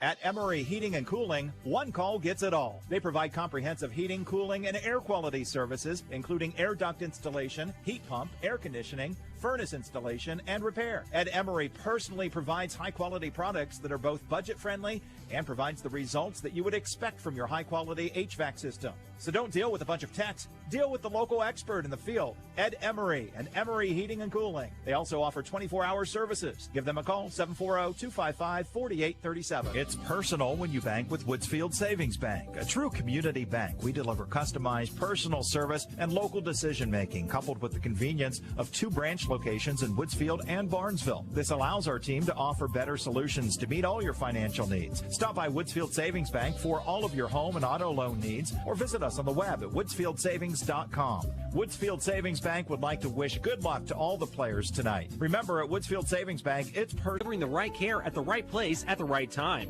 Whether you're injured in the big game or backyard family fun, we're ready to get you back to performing your best on the field or off. Barnesville Hospital offers state-of-the-art diagnostic imaging services like X-rays, a new CAT scan that provides the greatest degree of resolution, clarity, and definition in our images, and our MRI that can help our team of physicians diagnose torn ligaments and other tissue injuries. WVU Medicine Barnesville Hospital is proud to be your community hospital, delivering the right care at the right place at the right time. Back here at Sulzberger Stadium in Zanesville, Ohio, we're in the regional semifinal tonight for Region 23. The Fort Frye Cadets have defeated the Barnesville Shamrocks by a final score of 42-7. And the Cadets getting 6 touchdowns from 5 different players. Looking real quick at the final stats, I have Fort Frye with 177 yards rushing total. But nobody had more than 38 yards, but they had 3 kids over 30 yards. So a really good job, and balanced by Fort Frye. But 177 yards rushing and 183 yards passing. And I have the Fort Frye quarterback, Ian Ellis, 9 of 9 for the game. 2 catches for Mason Long for 84 yards and 4 catches for Brown. And just overall 360 yards of offense for Fort Frye. They were penalized 4 times for 30 yards. The Barnesville Shamrocks bow out at 10-2. They have just 9 yards rushing in the game, and they do get 156 yards passing for a total of 165 yards. C.J. Hannes goes 10 of 26, 2 interceptions. 1 was returned for a touchdown, and Spencer Bliss leads the way with 8 catches for 132 yards, but just 9 net yards rushing. Owen Waz, 9 carries, 17 yards. C.J. Hannes, sacked a couple of times, had negative yardage. Bliss, who did get the last touchdown, then gets, has 9 yards on 4 carries. So just, the stats show that, what you would expect in a 42-7 game in favor of Fort Frye. Yep, number 1 seed Fort Frye will move on Saturday night next week in the regional final game. Congratulations to all of the Barnesville seniors, in particular Owen Wise, Chase Connor, Spencer Bliss, Connor Jones, Gavin Carpenter, Austin Mayhew, Logan Shepard, Ethan Spangenberg, Orion Smith, Eric Clark, and Kyvan Johnson as well. All of those seniors, they really had pretty remarkable seasons this year despite running into a juggernaut here tonight. So congratulations to all of our local area football teams. I think that's the last one that's been knocked out now. John Glenn, Meadowbrook, Barnesville, Caldwell, Cambridge, and Buckeye Trail was in the first round or two as well. So Caldwell was in the first. Yeah, Caldwell actually won a game, advanced the second round. We had several that won opening round games and moved on. So congratulations to all the area teams and the Barnesville Shamrocks here as well. And Blake Allen has done a fine job with this program too as well. And we'll continue to rebuild it and reload again next year. What's your final thoughts here on this one here, Jeff? Well, I just, again, a 10-2 season. I think coming into this year, I'm not sure that a lot of people expected this out at Barnesville. They lost a really good senior group from last year. And it took a few games in, some close games early in the year, and then there midway through the season, things started to click offensively and defensively. It's a heck of a nice run. And when you get to this far, in any sport, the competition is going to be really, really good. And, tonight it was just, let's just face it, Fort Frye had better personnel, tonight. So now, these kids, on the Barnesville roster, some of them will go into weightlifting, this winter. Some will play basketball. Some will wrestle. And we've got a couple kids on that roster I know of are swimmers. And, So good luck to any of those kids and all the teams, and we'll be with you a few times during the winter with some Shamrock basketball, I'm sure. Absolutely. Our thanks again in the 93 B&V studio to Christian Mills. Nice job here on the YRP TV crew, Adam Green and Brett Klein. Appreciate that, guys. Nice job behind the scenes tonight. Hope you all enjoyed it watching on YouTube and on Facebook Live, and also here on 93 B&V FM. For Jeff Stevens and all the crew here in Zanesville, Dave Davidson saying good night here on this Saturday night. Fort Frye advances on with a 42-7 win over the Shamrocks into the regional final next Saturday night. Have a good weekend, everybody. Tonight's game is brought to you by Doan Ford, West 40 Auto Sales, WB Green Insurance, Abel's Electric Heating and Cooling, Southeastern Med, Patrons Buckeye Mutual Insurance, Barnesville Hospital, Village Hardware, The Corner Pharmacy, Malaga Garden Center, Barnesville Dairy Queen, White Sides of St. Clairsville, Emery Heating and Cooling, Rumor Loudon, Stoney's RV Sales and Service, Smithburger Realty, Conn's Potato Chips, Lewis Drive-Thru, the Barnesville Chamber of Commerce, and Ohio Hills Health Center.